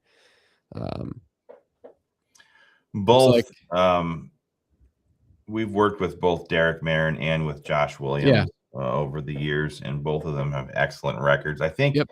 Did Josh Williams not survey with us this time around? No, he did. He did? Him and Derek both surveyed. The other candidates did not. I think we gave them both an A rating for their pro gun records in Columbus. So both solid candidates. We were fine with either one of them, and boy, howdy, do we need the winner of this one to take a political wrecking ball to Marcy Kaptur's legislative career and expose her for the gun-grabbing communist, hate America leftist that she is. Right. So. Yep, but I'd say it's gonna be a tough one, though, right? Oh yeah, now that'll be tough because I think after they redrew that district, they didn't give. I think they gave Republicans a slight edge, but not a lot. They could have done better, and they should have. So shame on them. Absolutely, that's a Matt Huffman screw up. They could have definitely drew that one more favorable. So I think Marcy Kaptur's got a good chance at retaining the seat if something happens, goes awry. But looks like Derek Marin's definitely the favorite to advance here. So thanks a lot, Matt Huffman, you stupid retard. Same with the first congressional. I think they made that one barely or a very even split when they could have made that one much more conservative. Why on earth would you do that? I don't know either. Look at Nikki French go down there. Yeah, let's go look at Dave Joyce, Nikki French go. Let's see. That is one heck of a race and an indictment on Dave Joyce. Yeah. She's pulling out 30%, and she probably spent what, 20 grand on this entire race? Maybe 50. Meanwhile, Dave Joyce has the entire Washington lobby corps behind him and unlimited amounts of money, and she still peeled 30% off of that worthless rhino trash ball's political carcass. Well done. That's Nikki French go for a challenger. That's not bad, and I think that shows to the weakness of Dave Joyce as a candidate. So that's going to be an interesting. This will be an interesting general election because this district is definitely in the Republicans' favor, but I don't think it's as Republican as other ones. So we'll see. Dave Joyce voted for Joe Biden's bipartisan Safer Communities gun control bill, the most significant gun control bill to pass Congress in 30 years. Dave Joyce voted for that crap. Yeah. So just as total slap on the face. And, it's really up to the voters in that district to get him out. It's their responsibility to do it. So when you keep reelecting a trash ball to Congress cycle after cycle after cycle, eventually you got to ask questions. What the heck is going on up there? And why can't you people get your together? Right. Well, and how can you expect anything different to happen? Right. Electing you get what you friggin' deserve, as they say. And I think you can see gun owners are very well represented. Nikki Frenchco, she did such a great job of making gun rights a part of her plank, a part of her campaign. And so you can see the power of gun voters up there in that district represented in these numbers. But the rest of you, what the crap are you thinking? Yeah. Who are these 47,787 Republicans there in District 14 that are voting for this retard? Yeah. What's wrong with you people? Yeah, I You wonder gun that owners, too. you voted for Frenchco. You guys are awesome. I love you. That's why we're very proud to represent you at the State House. But the rest of you are lunatics. Fair enough. All right, let's Rob's see. like, dang, Chris, you only had 1.5. And by the way, this blueberry is not good. Not good. That's too bad. Can't waste it though. Can't waste it. Sorry, those are the rules. But how's the Republican candidate for House District 6? I know that's not one of the ones we were tracking, but I'll just go there here real quick for you, Stefan. Let's see. House District 6. I don't know if you mean Ohio House or the U.S. House, but state representative, this Matthew Jackson's unopposed. I don't know, but I'll just look at the Congress real quick here, just in case if that's what you mean. Congressional District 6, Michael Ruley is ahead 77.5 to Julie Kelly's 22.4%. So if that's what you mean, there's the results there for you. Let's see, how's King doing for Supreme Court? Well, we can go look at that here real quick too. Let's see, Justice of the Supreme Court. Looks like Andrew King 30.35 to Colleen O'Donnell's 32.28%. So this race is definitely coming down to the wire, but let's just see. I think we're at 70. We're more than 3/4 of the way through through these results, through the vote count. So there's not a lot of votes yet to count. So we'll see how these numbers change, but that's where things stand at right now. Yeah. I love this comment right here. I meant state. Mike Carey is my congressional rep. He's a crap rhino. Thanks, though. You're absolutely right, Stefan, or Stephen, however you say it. But Mike Carey, just like last week, voted against Trump's effort to repeal the temporary protection status for these Haitians. I couldn't believe that. I mean, what's the definition of the word temporary? You know? Right. And if things are not temporary, what's the opposite of temporary? Permanent. Permanent. It's a total they've turned into a total amnesty program. Yeah. And, if you cannot commit to getting these people out of our country, then that's de facto amnesty. That's just the fact. I mean, that's just what it is. That's exactly what it is. People like Mike Carey should be loaded up on a plane and parachuted into Haiti himself at that point. So if you are going to side with foreigners against our own people, the Bible's very clear about this. He that provideth not for his own is worse than an unbeliever. When you, as a member of Congress elected by your district, screw your district over in deference and favor to a group of criminals at this point who are simply here to fleece our system for everything that it's worth, you're one of those people who's worse than an unbeliever. So put him on a plane, deport him. It's time for Mike Carey to go. And sadly, Stefan, he's your congressman. Right. So good news on the Vivek front, I would say tonight. In this primary, he's at like 82% against Casey Putsch and company. But the other number here is more important, I think, as they begin to look at the general election. He's got 568,000 votes, and Amy Acton has 592,000. So that's he's only losing to Amy Acton now on a straight up comparison by 24,000 votes. Yeah. So that's not an insurmountable number. The question is, how many of those Casey Putsch voters can you get to come over and vote for you? Right. And that's gonna be the question. That's the question. Yeah. And again, this is an uncontested Democrat primary. She's putting up pretty good numbers here. Yeah. For not having anything else. And honestly, the congressional, there's a lot of factors here that are turning out, votes from the Democrat side, of course. But the top of the ticket is the number one driver. Yeah, and actually, speaking of that, Chris, I'm going to look at something real quick just to see here. So let's keep in mind 49,422. Now I'm going to just jump quickly now to the, like, for example, the Secretary of State's race, because there was a contested Democrat primary for Secretary of State, 560,677. So let's see, where does that compare? 560, 677. Okay, so that's actually more. Okay, wow, that's interesting. More votes for the uncontested Amy Acton than there are for the contested Allison Russo versus Brian Hambly. That is very interesting. I'm just looking at some of the other statewides here. Yeah. Just to see. 523. Wow. Amy Acton got the most votes on an uncontested race out of all the other statewide offices. That's interesting. But we didn't look at, though. We didn't look at the U.S. Senator either.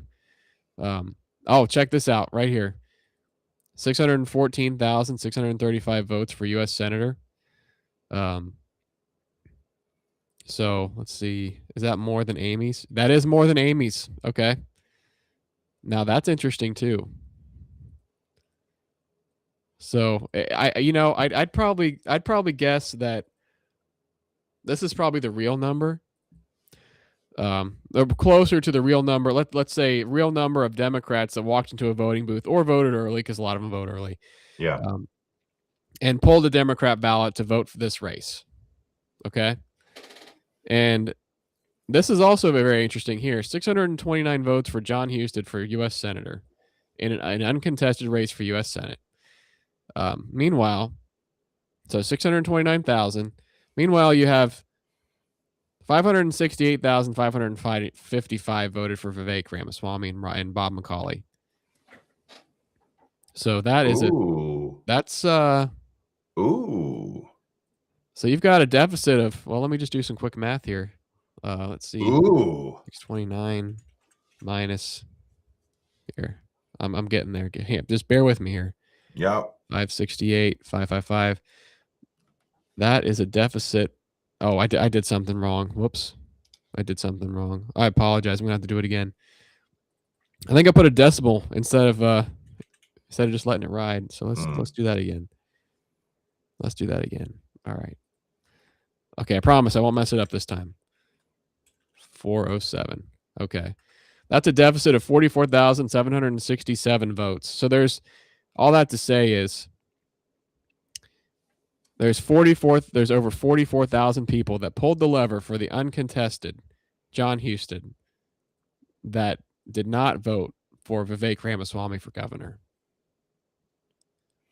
But did they then vote for Casey Putsch? Possibly. There's probably some of that here. Yeah. But what that shows me is that they either voted, some of those people, they either voted for, let's see, 645, but there were 710 total votes cast for governor on the Republican side. So, there's probably some people that might have voted for Casey or Vivek and left John Husted's contest open. But there could also be some people that voted for John Husted and also left the governor's contest open too. Yes. It's very clear, though, that John Husted is going to be the top ticket driver at this point. And also, Axios and Politico reported last week that John Husted, the Senate SRCC, has pledged $79 million in this Ohio Senate race. It's the number one state or a U.S. Senate race in the entire country that the SRCC is committing to. Yeah. So every one of these campaigns are going to be hooking into the Husted machine and saying, please carry us across the finish line. I'd say that just looking at this right here from the numbers, Sherrod Brown had this contested primary tonight that really wasn't against this Ron Kincaid guy. They put 637,000 votes on the board. The Democrats, of course, unify. Every single person who voted for Kincaid is going to be voting for Sherrod Brown on election night. There's no question about that. Yeah. Kincaid will be out there stumping for Sherrod Brown 100%. But if I'm the Democrats and I'm looking at these numbers, I'm surely not super discouraged tonight. Yeah, Everything that we're looking at here says that Democrats are within striking distance of victory. oh yeah, I mean, even if you just look at the total ballots, total votes cast for Democrats versus Republicans for U.S. Senate, I mean that's less than a 10,000 vote margin. Mm-hmm. Um, and Yeah, and let's I face it. understand that the dynamics are totally different between, primary elections and general Oh, elections. sure. They're totally different machines, different ball games, and everything entirely.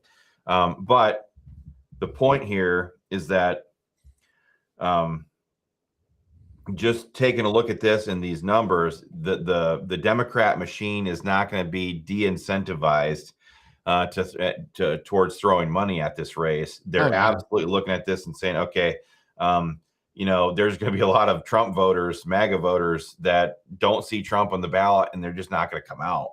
Yeah. So we have every chance of winning these things. So I if you one thing, if they're outperforming them by 25% or 20% tonight, that's not happening. So the Democrats surely aren't going to be given any reason for pause tonight. Yeah. Well, and think about this too. I mean, just to put this into perspective, I mean, Democrats across the state didn't really have much to vote for. Right. There were not a lot of contested races. There were a few, but there was definitely much more attention put on the Republican side of things. A lot more contested races to be voted on the Republican ticket. Um, So, the fact that with not that much for Democrats to vote on, they're still polling out, less than 10,000 votes less than Republicans. Um, that's pretty healthy, I think, for Democrats. Yeah. So for better or for worse, that's I think that's something worth keeping in mind um, as we get closer to the general election for sure. Yeah. Yeah, there's a lot that's going to have to be discussed. As Zach Cottrell says, "Will you guys vote Vivek now?" And he's got a Casey Putsch, avatar, and it's like, well, the question is now, can Vivek do a good? I mean, can he sell to everybody that Ohio has to completely change and become like California? Can he Right. make that sales pitch and make it stick? Well, and I think it's not so much, will you guys vote Vivek now? It's more so, will Vivek close the sale?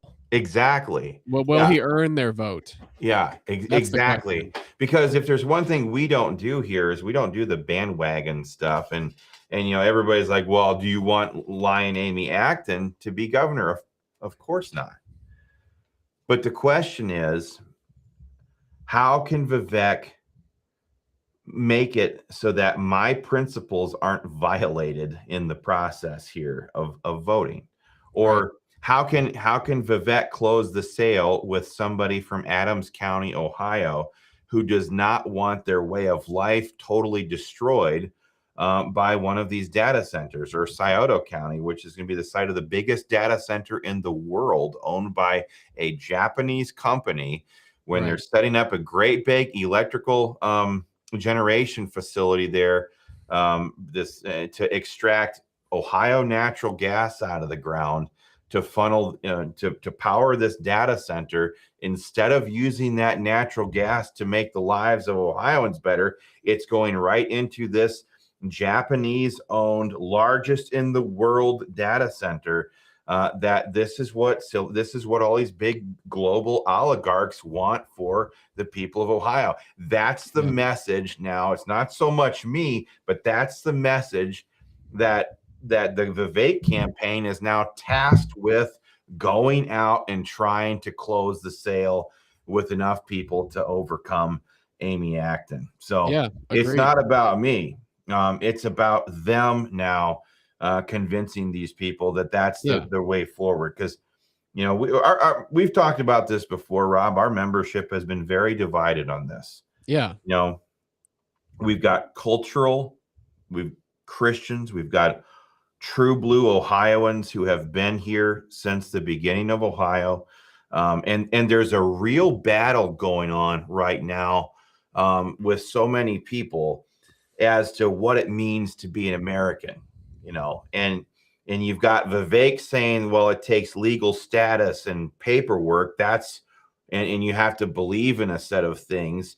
And then on the other side, you've got generational Ohioans who have been here since the beginning. They didn't come here as immigrants. They came here as settlers, as pioneers, the people who literally built everything from the ground up. They didn't come in and say, oh, wow, this is a great thing. I'm glad to be here. I'm going to take full advantage of all the resources, and now I'm going to make my million. So there's a huge cultural clash that is happening here between people who just think that Ohio can be something else, and that's what our vision for Ohio needs to be, what it becomes. And there's the people who are like, well, no, economic growth isn't the most important thing. I don't really care to be viewed as just an economic unit. I'm a cultural Ohioan. Yeah, I think a lot of people are asking the question: economic growth at what cost? At what cost? Yeah, who's the beneficiary? Yeah. Am I getting the jobs? Am I getting the benefit, or am I paying higher costs because electricity now costs more, water costs more, gas costs more? I'm laid off at my job because I got replaced by some foreigner, a visa, or a robot. So it's just or some AI automation.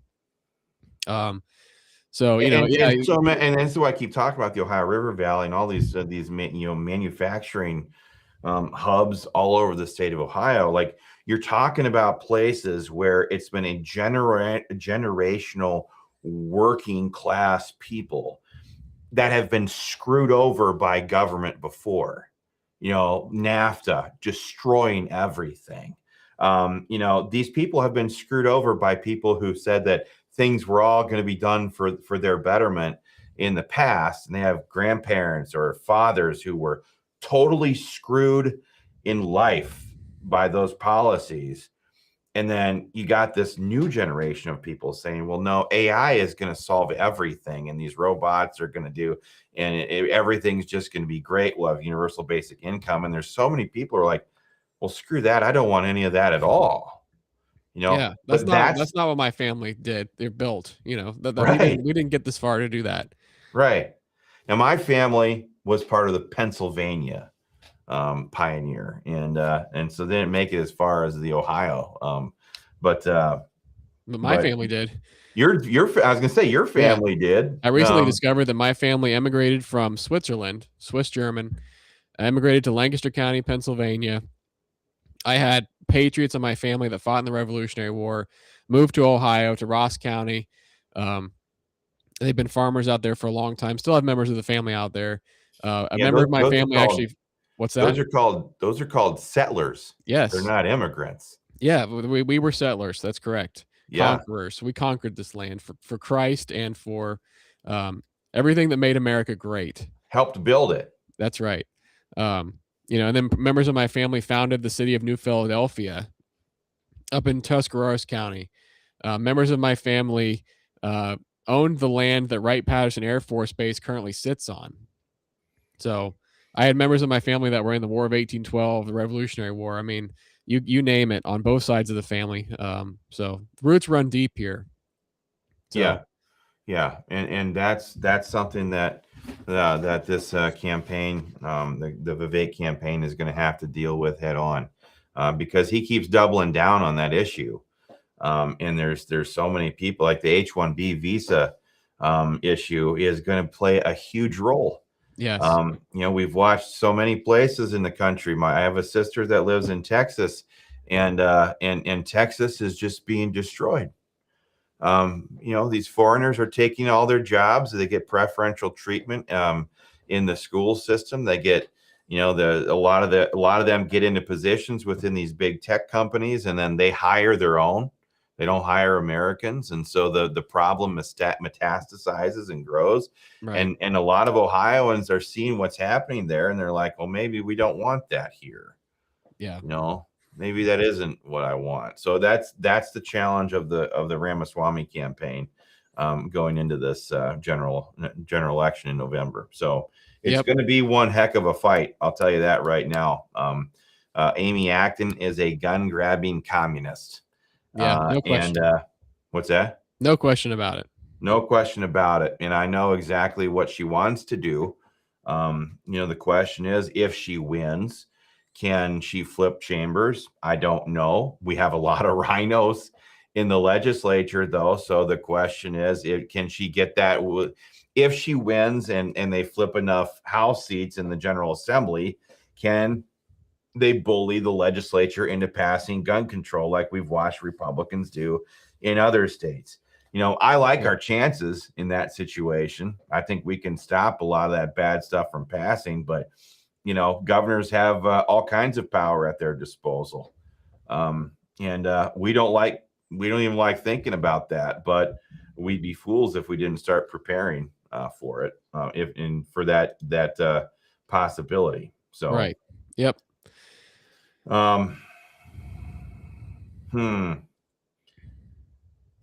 What else is going on? Well, I see Casey's now at 17.76%. That's a pretty good number. I like 1776, that's for sure. Very nice. Let's see. I'm trying to see if anyone has any more anyone has any other updates or any other races they want to see. I am not seeing any. But I do want to check in on one more just because I'm dying to know. Senate District 1. Okay, looks like Craig Riedel has actually increased his lead, his margin, in the Senate District 1 race. So it looks like Hardin County is 100% in now. And Williams County still has okay, there's still those 4 precincts outstanding in Williams County. So so it looks like the margin to beat is what would that be? About 1,000 votes? No, almost 2,000 votes. Yeah, 2. So that's the margin to beat. So the question is, can Jim Hoops pull almost 2,000 votes out of Williams County at a rate of about 57%? I don't know. I think the odds are still against him there, especially considering that there's not even 2,000 votes separating them here. So I think I don't know. I'd say Jim Hoops has an upward battle here if he wants to pull this one off. Well, let's see if Delaware County's checked in at all. Let's see. 48-51. I think that's closer. I don't know exactly. I can't remember exactly what the margin was, but I think that's closer for Beth Lear versus Ryan Rivers. Let's see. Delaware. Okay, Delaware's 100% in. Okay, that is a big development right there. Looks like Beth did increase her margin of victory here in Delaware, but it looks like all the precincts are in, and looks like Ryan Rivers is victorious here. Is that your read here, Chris? Because I think that's what I'm seeing. That's what it is. Looks like Ryan has won, and outside of the recount threshold. So looks like that's that race in the bag. But now since Delaware County's in, Chris, let's look at the most fun. Yeah, I was gonna say I'm scrolling over to House District 61. House District 61. Let's see. Looks like Andy Brenner 42.9. Okay, he went. Okay, Brenner lost some vote count, and Sean Stevens benefited 57.1, 42.9. I'm quite convinced that the Brenner effect is also what took down Beth Lear. I think so, because I'm quite convinced. This is such a resounding ass whipping of Andy Brenner tonight that I think it carried over, and it was just kind of a guilt by association sort of a thing. Yeah. Beth Lear was leagues above Andy Brenner. Yes, she had way more courage and chutzpah than that little weenie could ever muster. And I think his stink got so bad in that whole county for being a total career political hack that they just essentially vomited him out and anybody that was close by to him. Right. So I hate to have to say it that way, but the guy just took out probably the most conservative. One she would have easily been top 3 of the most conservative members of the Senate had she made it over there. I mean, there's a Oh, real I agree. dearth in solid conservative members of the state Senate. Yeah, Um, I agree. But I think we're also missing another point here, and that is the fact that Beth still was not termed out in the House. You know, yeah, she didn't have to give up her state representative seat. yeah, But she did. and there's a lot of bad political will that was going around up there about that issue. So, Right. well, you know what? Ryan Rivers is AQ rated. That's right. And you know what? That means he promised to be a fighter for your gun rights. So we'll hold him to it. And Yep. that's just what it is. So Yep. let me see here real quick. Agreed. Let's look at the treasurer's race here real quick. Yeah. Okay, looks like Jay's pulling this one ahead still. Okay, looks he's still got about a 44-ish thousand vote lead. That's a very healthy lead. So, yeah, that's I don't think that's going to be overcome. Yeah. By 86% of the vote is in. Yeah. According to the AP. Yep. And yep. He's at 53. She's at 47. Yep. So yeah, so I'd say that one's probably going to land in Jay Edwards' favor by. And I'll be honest with everybody right now about this race. Back when Josh Mandel was the treasurer of the state of Ohio, he used that statewide office as a bully pulpit against the governor, against a whole bunch of against other statewide, etc. And that's exactly what Jay Edwards has been saying he's going to do. Also bring back the Josh Mandel, what was it called? The statewide checkbook, the online checkbook. Yeah, the Ohio checkbook. Yeah, that was something that Josh Mandel started. Yeah. Yeah. And to bring total transparency back into the financial transactions of the state. Who's getting what money where? And that would be a big deal if Jay follows through on it. Yeah, but not just state government. I think the checkbook also extended into local governments as well, which I think sometimes is even more important to know where your money is going locally. Yes. Yep.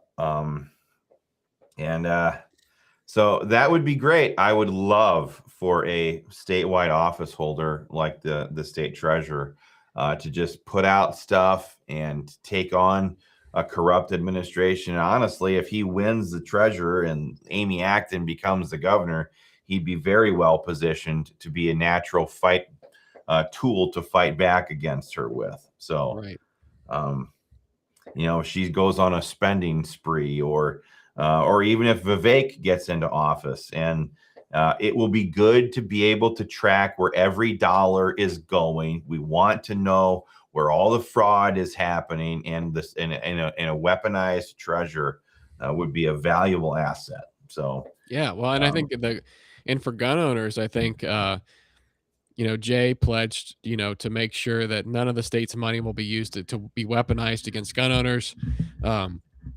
Correct me if I'm wrong, but I think in the survey that both he and Christina signed, they pledged to make sure that they're not investing the state's money in companies that are actively working to restrict gun purchase. Yeah, to debank conservatives, or to use their ESG, their coding to not allow for gun purchases and ammo purchases, stuff like that. Yeah.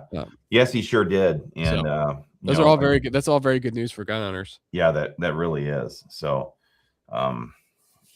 that's pretty cool. Honestly, I'd say an assessment of the night. Somebody like Andy Brenner, who was a full-time, Matt Huffman butt kisser. Like, seriously, it's disgusting. Him going down, that's a huge flex by gun owners up in that district. There's a lot of gun owners up in that district. We got a huge list of them, and they all got a big dose of the reality that is Andy Brenner in the last week here. And which, by the way, it's our royal pleasure, Andy, to have been able to speak to all the gun voters in your district and tell them the truth about you. It's a real pleasure to be able to do that on behalf of our membership. So I hope I hope this is a learning moment for you, Andy. I hope this is a learning moment for your wife. I hope this is a learning moment for the introduction of humility into your life, because you've been running around as a career politician, sitting on the sidelines of history, managing the decline of everything, and sitting there parroting, trying to convince everybody that you're something greater than what you are. So let this be a lesson to you, and let this be a lesson to all the rest of the Rhino establishment class. You are not untouchable, and gun voters will continue to organize to be able to expose you guys for the frauds that you are. Gary Click, it's going to be a real pleasure seeing you back at the State House again. You were a big, huge bunch of bluster, and you told everybody that your district was was in the bag, and that they loved you more than they ever have before. But a guy named Eric Watson, who you tried to mock and ridicule this entire time, came along and spent a fraction of what you did and nearly took your big dumb ass out tonight. And so the good news is the end of your political career is coming right around the corner after these next 2 years. And it will be a wonderful thing to watch Eric probably come back in there and take that seat back anyway. To the rest of the political class who sits there and campaigns at election time and demand that everybody recognize you as being some pro-gun champions, well, I'd say that the message tonight is that a lot of people see you guys for the frauds that you are. This idea that we're just going to let you sit there and say that you're one thing and then don't really deliver anything once you have the opportunity. I think those days are coming to a close. We're watching that happen right now with this treasurer's race. Yeah. And then for the rest of you running on statewide, you're going to have to do a really good job of closing the sale now. You've got a lot of dissension within the ranks, and you're going to face a Democrat Party that is totally unified around one message, and that is to blank Donald Trump. You have a lot of coalition members that you have a lot of work to do in order to try to turn them out to the polls. Donald Trump is not on the ballot in November, and so it's an uphill climb for you guys. I would pivot right over to Senate President Rob McCauley, who is now the Republican nominee for lieutenant governor in the state of Ohio. The ball is in your court now, Rob. The ball is in your court. You are sitting on one of the most consequential pieces of pro-gun legislation in Ohio history. It is Al Catrona's Freedom to Carry Act.